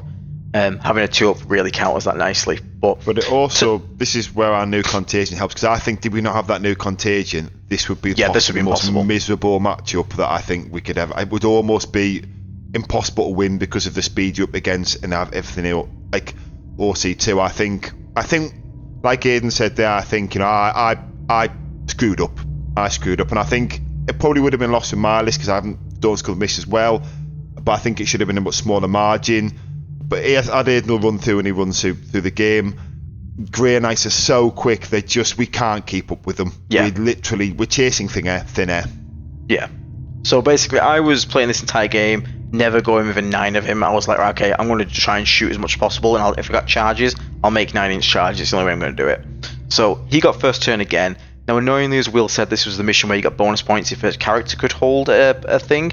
So, and he had a Caladius, so she sat on a point, lone up behind a wall. I couldn't interact with her, and she scored a shit ton of points, which sucked. Now, he also put his strike. He got first turn. He put his strike squad into the middle, and he was obviously expecting me to, if I went near it, he'd just teleport away to safety. I'll move just 6 behind the wall with mists.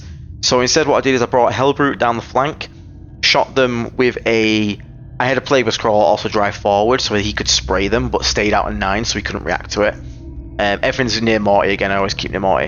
And I shot them with the Hellbrute, but I only shot the Combi Bolter, because if I shot the Plasma Cannon and I killed one, he could remove the one model he's exposed for line of sight, and then my Plagueburst Crawler couldn't flame anything. So I just shot the Combi Bolter because I just wanted to hit.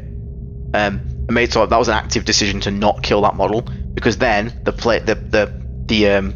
Plague Spitter then sprayed away with the +1 AP on it, and AP basically effectively AP free, anti-infantry 2+ flamer, followed by the mortar and the machine gun, picked up that entire 5-man unit on its own. So again, I denied them miss, I denied them pulling out line of sight, all these this thinking process to kill this thing. And that was just to kill one unit. And then I mortared into some flamers, and I think I killed 2 flamers out of a squad, just to try and whittle it down. Again, that 2+ save coming in really crucial, really nice. So he responds in his first turn. He teleports his Grandmaster Dread Knight within 9 of the Hellbrute, managed to get line of sight onto my Cultist as well, which then get flamed through a wall by his other 5-man squad of flamers, which was very nice play by him. He makes the 9-inch charge, unfortunately, into the Hellbrute with a reroll. So the Hellbrute gets bonked and dies, which kind of sucks. Now, he's got his Dread Knight within 6 of my Plagueburst Crawler, but you got to remember, I can't move my Plagueburst Crawlers. If I move, that Dread Knight will just teleport. But thankfully, he's within 6 of my Plagueburst Crawler, and it's turn 2, so he's in contagion range. So, without moving anything near, I shuffle backwards a little bit, make sure everything's within range of Morty, but nothing moves within 9 of that guy, and my Las Cannon Predator and a couple more shooting put the Dread Knight down, which was really nice. Now, at the same time, on his flank, I dropped in a Lord of Virulence and 3 Death Shroud, so they were over 9 inches away, so they obviously can't teleport. They were going to flame a unit, but I made sure my Lord of Virulence had line of sight, so that he could both spot a unit of flamers behind a wall, and it's like a long alley down the middle, Will, and that big long alley. He was at the top of that, looking down, so he could spot a unit of flamers behind a wall, but also spot the Dread Knight, so my mortars got ignore cover against it. Nice. So again, using the positioning to tag as much efficiency as possible. Flamers shot into a unit of Purify. Oh, I also brought in Typhus and 20 Poxwalkers. He did 6 mortal wounds to some Strike Squad, which was very nice. Unfortunately, the Flamers killed all the Purifiers, and they're his Flamer guys. And I wanted to mortal wound the Strike Squad behind them. I mismeasured it. I was about 18.1 away, so I couldn't go for the squad I wanted to, which, yeah, again, sloppy play by me. But there was another squad I could put the mortals into. The only problem is that it would ruin my Death Shroud's 9-inch charge, because that's what they were measured to. Because they were also, when I dropped in my Death Shroud, I was actually 12 away. But because he had Flamers, I didn't want to get overwatched. I made all my models were 12 inches away from his one model. So if he overwatched, only one of his could shoot, but all of mine could fire at him. Yeah, that's smart. If that makes, just to reduce the overwatch. So Typhus did 6 mortal wounds to a Strike Squad, killed 3 of them, changed my charge from a 9-inch to an 11-inch charge. Sucks. But yeah, I picked up 5 Flamers, picked up the Dread Knight, dropped a Strike Squad down to 2 guys. I then made a boxcars on the charge, which is quite nice, and picked up the Strike Squad. So in that turn, I've picked up a Strike Squad, a Flamer Squad, and the Dread Knight, which is that's quite a lot of damage for his army, which is quite low model count. So the problem I'm having is the first 2 turns I've drawn 0 secondaries I can score, like actual duds. The first turn I got capture enemy outpost, which is hold his home objective, not happening, and behind enemy lines. And I burned one of them for a C. No, I didn't spend a CP. No, I did, yeah, because I still had the Ferric Blight because it was his turn. Yeah. So I spent a CP, burnt it, and then got another one that I couldn't score. It was like think it was something like engage, but I'm obviously it's yeah, turn one, so I something- couldn't. So it was bad, man. I got so screwed, and even he says that, man, you're getting screwed. And this would carry on through the entire game. The cards were not favourable, which we'll get onto. Funny reason why. So yeah, you're telling me this. Yeah. So as we're going on, we're playing the game. So I've killed a lot of his models. He moves up. He manages to shoot a lot of Poxwalkers off Typhus with all of his guns. He drops them to 2 Poxwalkers and Typhus. He has a unit of interceptors on a point, and he wants to make a charge into Typhus, but so much so that he can basically charge him, but then string back and hold the objective, and swing him with like 3 guys, and then consolidate back onto the objective. Yeah. Unfortunately, he rolls 12 for his charge as well, which means he has to base me. So he pulls himself off the objective, which is quite nice. And not only that, he fails to kill Typhus. Unfortunately, True Silver Armor is an Armor of Contempt is so powerful on 2-up save units because Typhus swung back, even with his AP2 and even with the -1 save. Armor of Contempt giving them a 4-up save. You know how 4-ups can be. You either boss them all or you fail them all. Yep. And he bossed them all, and Typhus did no damage, which sucks because I could have regenerated some Poxwalkers then, which would have been nice. I felt that even worse than you and I, because I didn't have Morty to ignore the second one. So when I was shooting my mortars, I was consistently shooting mortars into 2-up save guys. So even when I was putting the wounds in, I was hitting on 4s. It was a waste of time. Like it was such a it was so pointless. So, but obviously with you had some sort of plays around that, and obviously you had some smart players as well to sort of even further mitigate that. The dreadnought and things like that being able to sort of help when you could sort of target there, like you talked about before, picking specific weapons and stuff. But yeah, I mean, I just found Grey Knights. I wouldn't say they're oppressive because, like you said, they don't kill stuff. They're like Eldar, really, aren't they? They've got all Eldar movement tricks, but they don't kill stuff. Whereas Eldar do all that and kill stuff, which is why Eldar are considered still the boogeyman. But they were so, because Mikey's a good player, run by a skilled player. They were one of them armies where they always felt one step ahead. Yeah. Even though you've managed to actually sort of like, maybe through sort of like, the 3D chess that you play when you play Warhammer, maybe you were thinking 2 turns ahead of what you think Mikey might be able to do and trying to preempt things to sort of shut it down. So it sounds like you were sort of like keeping yourself in the game more than I was, but I found them really hard to play into. Yeah. Well, so I had now a unit of Death Shroud and Lord of Virulence in his side. The only thing that could deal with them is the big Paladin squad. That was his home objective. So I knew that had to come up to deal with them. He brought his other Terminator squad in so that his Librarian, they have a super Typhus. So our Typhus D6 models, there's his 2D3 models, or in a 6 it's 2D6 models, which is nuts. Felt the pain of that one as well. Yeah. So he's firing them into Plague Burst Crawls. I am healing the Plague Burst Crawls for a command point as well to keep him in the game.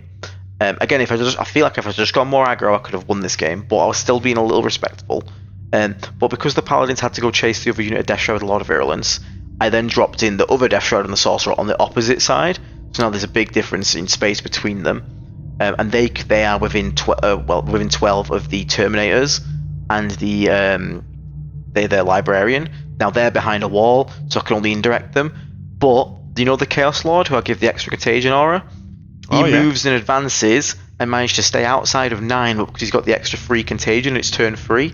I managed to get the contagion on the unit without them being able to teleport away. Nice.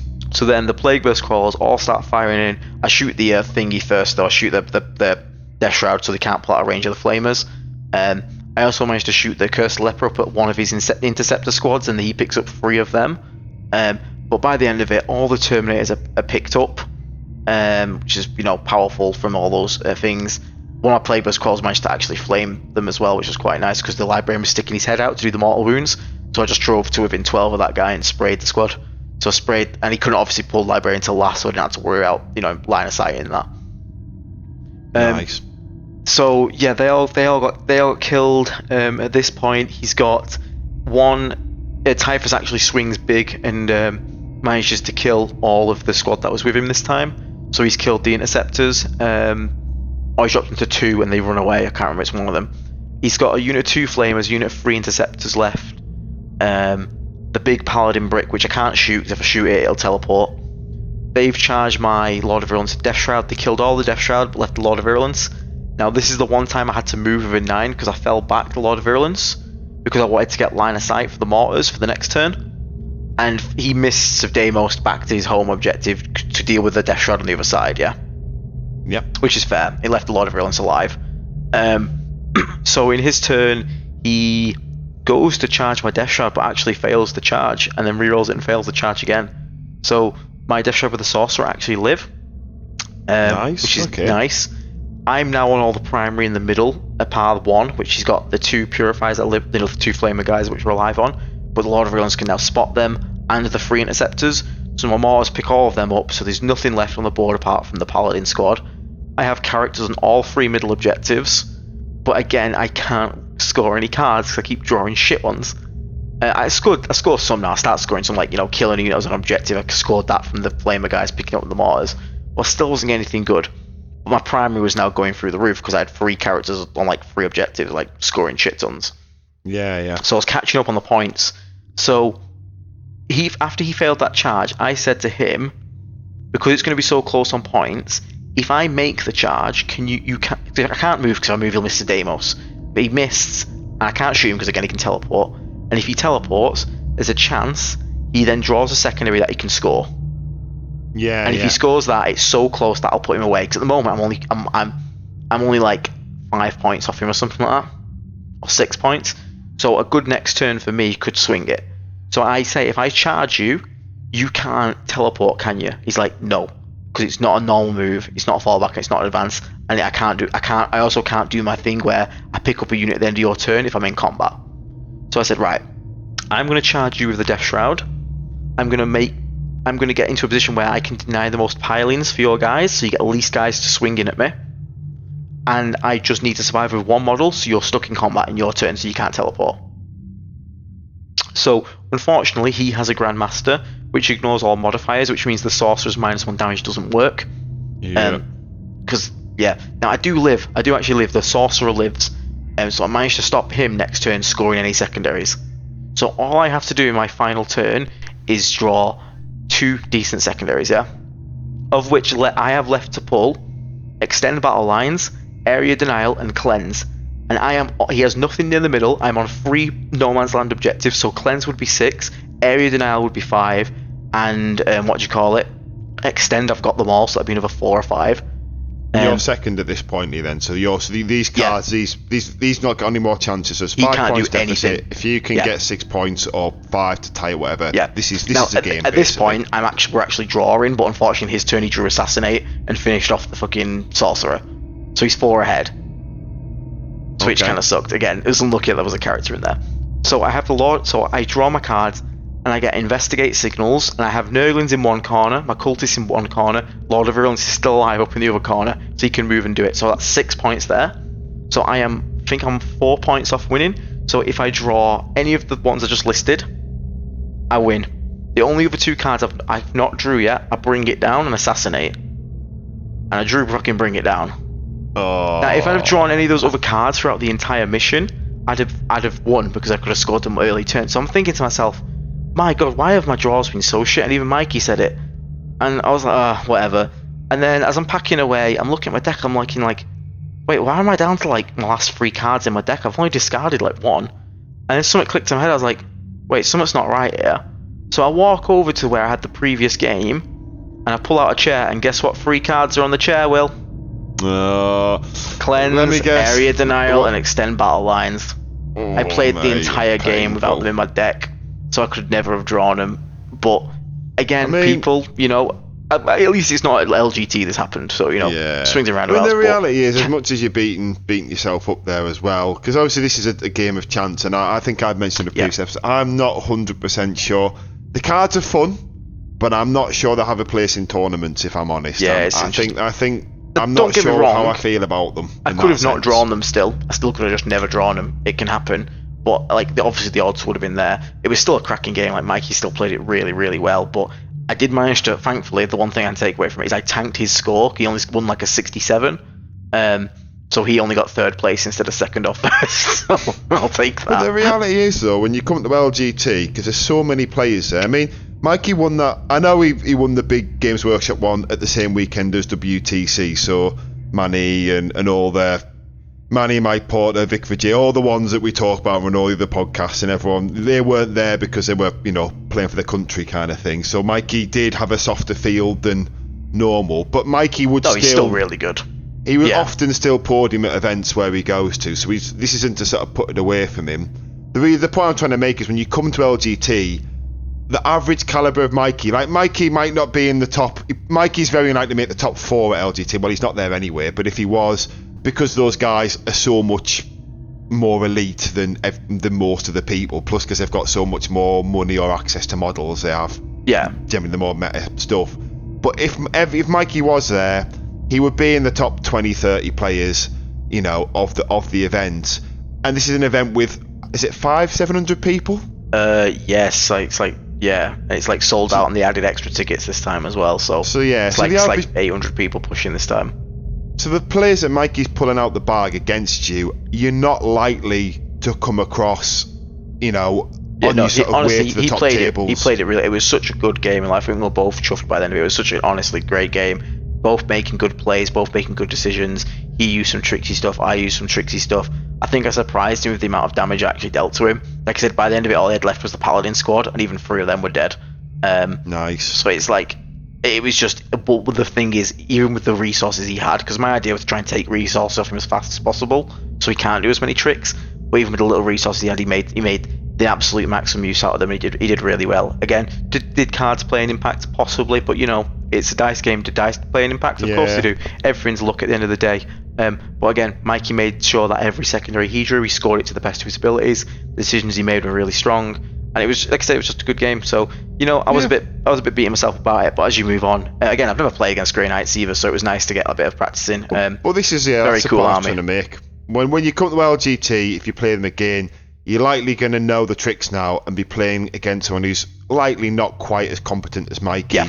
So some of the things he's pulling out the bag, you won't see, and you'll be able to sort of maybe outplay him a little bit more and get that, get those points you're unable to get against Mikey. So from a learning curve point of view, because we talked about this going into the event, we both kind of agreed, you more than me, admittedly, I was pointing out that this is one where this is test the wacky lists, test the, put models in if you're 50-50 on it, find out if it's good, so then you can kind of, when you're going to London, you feel a lot more confident with the list you've got, and if there's something that was maybe a bit 50-50, you've had a chance to sort of like see it in the wild and actually get that sort of like first-hand data, because it's great when people like Innes and yourself have been running the Lord with the buff doing and I still in my head can't see it. I need to put it on the table and see it for myself and run it through some games. It's cute, but I had it go off once the entire event, twice maybe, and I'm gonna drop him. I think he worked in Innes' list because of the archetype he was going for.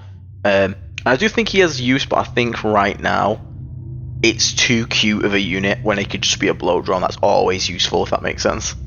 I think that makes sense. So, that actually leads us very nicely. So, I've got a couple of tweaks I've talked about, and maybe some list archetypes might bounce off you, but let's go into your list. So obviously, you'll go to London, you've been, this is a big one for you. This is a lot of ITC points. I know we talk about the podcast, we want sort of fun and good games, but obviously you in particular, I normally chase a top 10 UK ranking. I try and be in the top 3 or 4 if I can, but you're obviously going for 1 or 2 in the world, so this is a really big one for you. So what did you take away from it? You've already mentioned a bloke drum, what you're going to drop, what was good, and I might have some questions for you as well. Yeah, so just on that note real quick, as much as I want to be like rank 1 in the world and whatnot, I hope the listeners don't like think without that, because I'm stressing myself out a lot recently, and I'm getting a lot of anxiety, because the podcast and the channel's doing really well, and this is me being human for a second here. I'm starting to feel a lot of pressure on myself, and I'm hoping it's probably no pressure there. Like, I'm hoping people listen to this more than the fact that maybe I've just been like rank 1, rank 2, whatever. And like you said, I am going to London because I do want to try and do as best I can, but I'm also not. I'm going to try as best I can. Obviously, I'm going to take the best list I can, but I'm going to try and be happy with any result, because right now, like, when I first lost that game, I was like, holy shit, I'm supposed to be like going for rank 1. I can't even 3-0 an RTT, which is a ridiculous stance to have. Like you said, Mikey's an amazing player and an amazing opponent as well. Only one person can win an event, yeah. Yeah, that's and again, remember, innit? Yeah. But this is what I mean, people like even players like me, who are like considered like, faction specialists, whatnot, we get in our own heads and stuff as well. So I hope that if I don't have a good LGT or I don't get rank 1 in the world or whatnot. I hope you don't like stop listening or anything like that. I hope not. I don't think people. No, listen I'm to that, hoping but not. I think really, I mean, hopefully, listeners comment below if you do only listen for that, or maybe you listen because you like my weird accent. Because everyone seems to keep coming up to me and go, "Are you the guy from the Discussing Video podcast? You've got a really weird accent." So there you go. So yeah, so maybe that's why they're listening, and maybe it's nothing to do with you being good at this. They just want to hear my wacky accent and my crazy list ideas. But to sort of counter that, I don't think you should put pressure on, because I've obviously knew you for a while at events, and then you've always put pressure on yourself. Yeah, I'm a massive, I do it to myself, my own worst enemy. I get a lot of anxiety, which is I always think it's funny because we always tell people don't be anxious to go to events, just have fun. But I'm a big hypocrite in that sense. But it's not like a hypocrite of doing something bad. It's just I get the same feeling. So I'm just gonna try and look at London as something fun. It's I've never been to London before. Let's just have a fun time. But I am gonna take a best list I can. Of which, onto that note, I think basically the way I'm looking at it is my list that I took to Leeds and the Element Games GT was, it has a lot of cute small units, because back in the day before we had the points drops and the new rules, I had to basically get every bit of value I could out of every unit, hence why we had the cultists, the poxwalkers, minimum units, death shred, etc. because everything was so expensive you couldn't afford losing stuff in trades easily, etc. But now with everything changed, I think I can rely less on being cute and tricksy and clever, and just rely a bit more on the brute force take. Now put the hammer back in. Yeah, put the hammer back in. So obviously I'm still going to have my tricks, but cultists, for example, I'm thinking I'm going to drop down to 1 unit, just so I have that option for that first turn, sticky objective. But again, at the moment, they're just getting picked up the second they go out, whereas for 50 more points I get bloat drone, which requires significantly more investment to just pick up for free, whilst being faster and being a great skirmish unit. I'm considering dropping the Chaos Lord is going. Again, it's a cute techie piece, but I can just slam the enhancement and Lord of Virulence, get the same sort of results out of it, and have 85 points to play with again. We're looking nearly a bloat drone in cost there. Can I make a suggestion in regards to just what you said there? Go for it. I would avoid putting that enhancement on the Lord of Virulence, because sometimes the Lord of Virulence doesn't want to engage with the army, just wants to go through and see. True. Maybe put on the Sorcerer, who you can afford to throw away, because you might find you throw the Lord of Virulence away, put the Contagion out.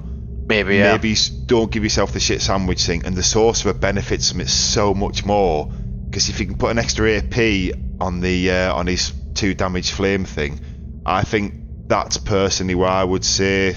I've thought about this. Obviously, you're thinking differently to me, but I've thought a few times. Sometimes the Lord of Virulence's role is just to go stand in the corner, and just spot. And sometimes you really want that extra contagion, but you can afford to throw the Sorcerer away more than him. True. Now the problem is, I was considering dropping the Sorcerer. It's not 100%, but again, it's 75 points. I can't remember what it is. I think it's 70. Well, 70 points. 70, which is not the worst investment in the world. But again, there's always that potential for that spell to just whiff. And I'm in a competitive environment, can I risk having units that could potentially just whiff? Now, admittedly, it does have the other bonus, which is the free Disgusting Resilient strat.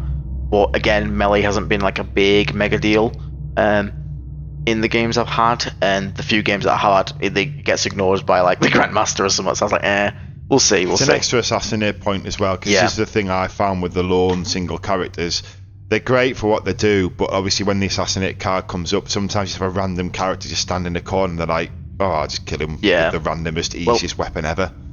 I'm thinking as well, because I'm going to be taking, I think I'm going to take an Icon Bearer. I think I'm going to drop the Hellbrute. The Hellbrute just dies too easy.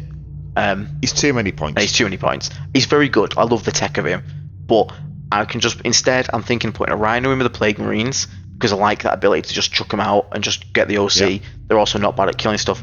But mainly it's also because they're protected. It's I had a lot of problems where a unit of retro multi-metals would come in, pop, and then just kill what was ever on a point holding it, But if it's a Rhino with 5 guys in it, you can't in one activation kill that. You pop the Rhino, the guys get out, still hold the objective. Yep. Which and is then really also powerful. Because you got the firing deck. Yep. What I was alluding to before, sometimes if you put the 2 flamers on or whatever you want to put on there, the Rhino's got a lot more utility, so it can kind of still be a good Overwatch tool if you build it that way. And it's still relatively tough, still has contagion, so it can still spread that. I can also use it to put the Icon Bearer in, so I can kick him out turn 1 to do a nasty Boil Blight play with a 12-inch contagion from the mortars, and then drive off to another objective. Just having him in there is a nice big threat range for that banner. So that's quite nice to have. this leads me to a question which we've talked about on chat. It'd be good to actually have this sort of verbalist for the people listening, because I think this is something for you to consider as well. You could drop the icon bearer and the bloat drone, and that 140 could be a carnivore. I would strongly, because what I think I think the drones are great. The only OC2 though, they will clear 5 power armor guys no problem, but slam them into a Grandmaster in Dread Knight armor, something big, even 10 guardsmen, because you're only hitting on 3s and you're only OC2. There's every chance that 3 guardsmen live, and if they don't, if they pass the OC, you still lose the point. Yeah. I think as a carnivore, he's got 4 more move. He's got OC 8. Yeah. He slaps so hard. Like, he hits incredibly hard in combat. Like, he hits harder than Mortarion. He brings down anything in most profiles. I think the only problem he's got is on the slapback in combat. He doesn't have the inv, and that's where the bloat drone comes in, and there's obviously the 40 points difference, and he doesn't spread a contagion. Yeah. But for me, I think maybe consider him, because like I say, if you're playing the training game, he can go out there first and be the first person, or like I said, play him like a sweeper, like a fullback in rugby, where he's just watching the board, he's quick enough to go left or right, and he's a threat. And then when he needs to go forward, if something happens where he has to rush forward, fill a hole, he's really good. I think he's a good utility piece to at least consider. I'm not saying put him in. I actually was looking, my entire question at the moment is, because I'm a Death Guard purist, I like taking pure Death Guard, so... But if I was to take some at the Carnivore, is one of the options there. I'm also considering the Brigands, because again, it's just ridiculous firepower. Yeah. I'm not against it. I'd obviously have to borrow one. Ben said well, funnily enough, I might have a few spare if you need one. So it's again, that is something I would consider. 140 points against the speed. It's the OC. It's very good. So I've got to kind of mess around with the list. I'm also considering maybe taking a unit of 6 Death Shroud, but I still don't think that's the way. I think the problem, they do die. I think the problem is they don't hit as hard as you want them to. It's the same back to the bloat drone problem, where into other infantry they are fantastic, but as soon as they charge, say, a Land Raider, or maybe like an Armiger type knight, but like a big knight, like, they're just a bit sad. They're just, because they're wounded on 5s, they don't get the re-rolls, and I know you get the auto wounds on 6s, but it's like you just compare all like this stuff to, like, if I went to a Brigand and just slap a D6 plus 4 melter onto someone at AP6. It's like, because Land Raider Redeemers are actually looking really strong at the moment. A lot of people are starting to take them. That's a 2-up armor save with nothing on it. Well, this you is run an Icon Bearer out. 3 Carnivore comes back in. Carnivore probably 1-turns it. That's what I mean. There's lots of ways to just go and, like, one-tap these big things, and it's like, I could take, like, 2 Mephitic Blight Halls and pray roll 5s to wound, or I can just take something big, go and slap it. Yeah, I mean, this is the thing. This is the problem with the Death Guard book. There isn't really a hammer in our index at all. No, obviously, we can kill infantry for days, but yeah, so that's why I think the Carnivore is perhaps worth it, because he is that hammer, and 140 points, you can just throw him away as well. Like, if you just have to go put 8 OC on a point or run him into a corner, sometimes that's completely fine. Imagine if you could use the straps and we could just run through walls with it as well. I would be slapping 2 in every game. I would be slapping 2 kind of 3. Yeah, that's so good. So maybe it's worth considering. But yeah, I think I'm probably going to do a stream, hopefully before LGT, talk, and we'll actually maybe build the list on the stream. But right now, I think it's a case of cut the cute stuff, cut more cute stuff, and just kind of double down on, like, actually just smashing someone into the dirt a bit, and also a bit more of the vehicle skew, a bit more of that high toughness, because you know what, Plagueburst Crawlers have been, especially since they'll be going a lot more of the metas going towards, like, a lot of Terminators and stuff, like, they're not great at killing vehicles, like, they're just good at surviving. What we're good, the thing that Death Guard's good at is getting someone that's tanky and saying you are no longer tanky. The entropy cannons are terrible on them, I have to say. I know just we talk within this, every day. they just don't have enough strength, they don't have enough range. They connect sometimes, don't get me wrong. If you've got 3, maybe you put 2 on, but I think if I took Briggs, I'd probably drop I'd drop them all to Flamers. If I had, like, 2 Brigands, 3 Plagueburst Squads with Flamers, and then also had, maybe I keep the Predator's another thing I'm debating, but he's done so well for me. But for 130 points, the Hellbrew problem. If you put 2 Brigands in, the Brigand probably replaces a Predator, but then you're back to having only short range anti-tank, which is where the Predator comes in handy, because you can't touch the other side of the board necessarily. Well, I suppose you can if you've got the 40 on the top one, Yeah, I suppose you can near enough touch the side of the board, can't he? He's not a 72-inch range like the Lance or anything like that, but the Predator fills a role. So when it comes to Brigands versus Predators, I'm undecided myself, and that's something I think there's probably a lot of debate versus points and efficiency and, you know, other roles around the board. Maybe it's just a combination of them both, I don't know, but I can understand why that one's something that you're debating. Yeah, and it's just like, I really need to try and get some games with like Night Allies and stuff, but right now, I think, like I said, we have no official like list in mind, but I think it's going to be a case of cut the cute stuff. I might even cut the Poxwalkers. I like the Poxwalkers, but the problem is, like, people haven't been struggling to pick them up. A lot of Flamers are really popular right now, and like Bolt Storm Aggressors are really popular right now, and they're just getting picked up quite easily. I think maybe just putting Typhus in with a unit of the Death Shroud, which again would let me then cut the Sorcerer, because then I only need Lord of Virulence and the Typhus, and that's both my Death Shroud having Bodyguard. It's just a lot of points saved. It's still a very good ability. He still gets to snipe mortal wounds. Yes, I don't have the Poxwalkers to regen, but again, the Poxwalkers worked because it was basically about just like finding a weak point strategic reserve and bringing them in, taking over it. Maybe again we just look at just being an absolute hammer and just running a carnivore on the point instead, and, you know, just being like, yeah, deal with this bitch. I think you also make a good point there about the characters, because if you have a good run at LGT, the reality is in your round 4 or 5 almost certainly, you're going to come up against someone who's going to realise if he sees all the armour and sees 4 characters and they fancy their chances, maybe with certain armies, you don't maybe want to give up those fixed secondaries. Is something to consider. Obviously, you can make that a trap for people by, you know, hiding the characters and stuff like that. But maybe he's holding it to 3 characters to then get the extra armor in means that people still have to play the cards against you. Yeah. Which obviously works with the Plague Burst Crawlers being able to sort of touch any part of the board, and, you know, you can sort of like take away their assets and sort of play smart in that way. So I don't know. I mean, obviously you're thinking about this, and, you know, kind of leads to something else that we're going to talk about. You know, the meta. I mean, so what are the changes that you might make? You know, now you've played Grey Knights, obviously. Eldar is still Eldar. Genestealer Cult have faded a little bit. It looks like Dark Angels are probably going to be a bit more prominent. Some other factions. I mean, obviously Necron Warrior blobs are something that you probably still need to deal with. Is there anything that you're thinking tech choice because you're worried about these factions, or you think, you know?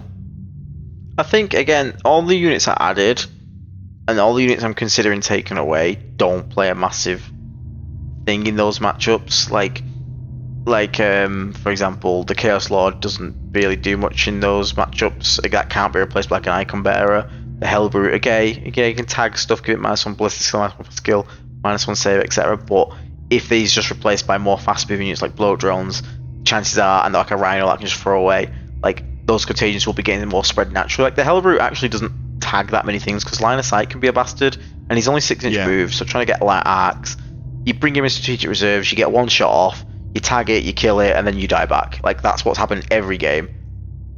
There's too many points for what he does, because like you say, as soon as he steps into the line of fight, if you had an out of line of sight shooting gun, if you had some kind of like little rocket pod, you all day long. And, like, the tank shock on him is funny, but I've never pulled it off because I either need the CP elsewhere, or, you know, he's going into a unit that doesn't need the tank shock against. It's one of those, it hasn't come up enough like to be worth in the list. Like, and again, if it was just a carnivore, he can also just tank shock. Carnivore doesn't really need the tank shock when you it probably doesn't, but do you know what I mean? It could. Like, it's there as an option. So yeah, like, there's a couple things, but yeah, let's the cute stuff. The Eldar matchup I was alright with, because mortars, Eldar really don't like mortars. I think the reality with Eldar is you've just got to hope you're playing it. For example, we talked about this a little bit, like your Manny Teamers and your Vic Vijays, you know, blah blah blah. If you come against one of them, you probably just have to sort of look at this as a GT with playing with Death Guard, and most fast goes, right, I'm just going to get points out of this game, so the overall ranking, I'm going to fix it there. But then obviously if you're playing not against one of those guys, you want to just hope they make mistakes, and you can sort of outplay them by exploiting stuff. I think is how I see that matchup going. One of the weird things for London though is that because there's so many players there, yes, it does attract a lot of the big players, but it also attracts a lot more average Joes as well. because it's such a big event. A lot of people make it like one event for the year, so you've actually got quite a decent chance at LGT of not running. Like we've seen random armies do really well at LGT, and it's just because they just dodged the hard people. You can punch kittens all the way at the top, So maybe I get lucky on that. But I think again, like I said, we'll do a stream on it. We'll talk about stuff. Necrons, I'm not too worried about. I have answers for Necrons anyway. I think they were popular though. Space Marines, I think you can kill Space Marines all day. -1 save is hilarious versus Space Marines. Yeah, the mortars are tailored for that, aren't they? Really. Yeah, Dark Angels again. I'm not asked. We can we just ignore the Deathwing. Knights -1 damage with Morty, and then I just kill like 10 Thunderhammer Storm Shield Space Wolves. I'll do the same to them, no problem. Yeah, of especially course. if I'm dropping the cute units and adding more damage as well. Like that's like if there was 2 Brigands in my list then, and all the cute stuff is gone, I will pick up that way easier. Yeah. So I think the Brigands are an interesting tech choice. I think the Brigands are something that I would definitely test from your point of view before you go, because the Predator sounds like it's done because you've been using it quite surgically, haven't you? It's sort of like that's their threat. I can afford to lose this 130 point model to take out that one thing that really hurts my army. Whereas the Brigands don't really have that same role because they're only 24 inches. Yeah. Generally, you either have to put them out in the open, hope you get first turn to run them into the middle to get some cover, or you've got to outflank them and risk them being screened, or your opponent having sort of control of what targets they can sort of get. So that's a consideration. Obviously, I'm sure you'll have lots of time to think about it. So yeah, I mean, I'm trying to think if there's anything else. I mean, what about Nurglings as well then? Because I mean, Nurglings at 35 points, as we said, 1 Scout Force probably good, but then you need at least 2 units. I think every army in this edition has to have 2 deep striking units that can just pop into a corner, do an action, or whatever it is. I think I'm going to keep the 2 units Nurglings just for that exact reason. Because I can have the Callista Scout for area denial or teleport home into the middle. The Nurglings can both just go in deep strike and just be used purely for secondary plays. I think that's it. And then the rest of the list, so that's like we've gone from 100 points of Cultists, 100 points of Poxwalkers, and then 70 points. So that's 270 points of Chaff. We're going to cut down to like 120 points of Chaff. That's still achieving the same goal, but also giving me a lot more killing power elsewhere. Yeah, it's really good. I mean, one thing to mention with the Nurglings, Tim, and I'm sure you've thought about this as well, is also if you do decide to go for the -1 to hit contagion, because they have the 6-inch aura of -1 to hit, you can put them where you're going to say run your Plague Marines and put the Plague Marines around them, so you get an extra turn of them living. Like I tried a 10-man Plague Marine squad just to sort of throw in here with the Foul Blight Spawn to sort of make them like an anvil, so they just stand there, put Nurglings in the middle. The reality is they don't punch up enough. So say your Deathwing Knights, they don't kill enough Deathwing Knights. They might kill 2 or 3, but then the remaining ones, even at -2 to hit, just go through the unit because they've got so many attacks and they're so lethal. So I found that didn't really work. But if you do go against, say, Blood Angels, and they're charging you with Death Company all day long, you five Plague Marines with the heavy weapons probably do punch up in that particular matchup, especially if you can make them -2. So Nurglings have got that dual play. Would you consider 3 units with that in mind? Or I think so, yeah. Like I would consider 3 because they're so cheap and they're just so useful to have. So I wouldn't. If I had 35 points left on the list, I'd 100% be looking at chucking them in before anything else, even before enhancements and whatnot. But I think there's lots of list building to be done and lots of changes to be made. Again, I think because Death Guard got the points drops and the extra contagions to make them killy, I think it's now time to abuse the units that are probably undercosted, like stuff like bloat drones, spreading the contagion because the contagion is super powerful. I still think the core is fine, more 3 people Plague Ghost cores and a lot of virulence. It's super utility, it's super great. It's just what I do now with the rest of those points. Whether it's going to be a Rhino with some Plague Marines, whether it's going to be some dog allies. Again, look at the list that went 4-1. That was like, 3 Flesh Mordrons, 3 Carnivores, Morty. That's a lot of pressure to just throw at someone, throw it up and be like, deal with that. All that list is doing is, I really like that list. I imagine if the foe's on the line, just runs at you, and it's like you've got to kill it. But that's what Trimble's list was, with 6 Rhinos full of 10 Plague Marines and Morty. On the line, you can't pop enough Rhinos turn 1, I'll just drive at you, and if I get first turn, you are fucked. People just can't deal with that. Like, it can work. Now, I don't have 60 Plague Marines, so that's not happening. But I do have a lot of blood drones. Well, you can lend some if you want. They're painted black, mine, in my scheme, but I can definitely lend you. Oh no, you're not allowed that anymore. You're not allowed UKTC. It's got to be the same scheme. Oh, they're doing the LVO thing. It's fair enough, I guess. Yeah, well. But yeah, I mean, it sounds like Plague Marines are good as well because you can jump through the wall, and it's something worth mentioning on the podcast actually, because I don't think people maybe realise this. It's not like 9th edition, where you have to come out within 3 fully. The base has to, because you actually get 9 inches move out of Rhino, and because you can go through walls, that's another reason why Plague Marines I found were really good. Just to trade and just start the sort of, get that first turn objective that you said you were struggling with and stuff like that. So it's a consideration. I miss my Rhino so much, and I think bringing one of them back in is going to be really good. And I am considering that single carnivore just to be like, again, it's such a fast answer of a threat.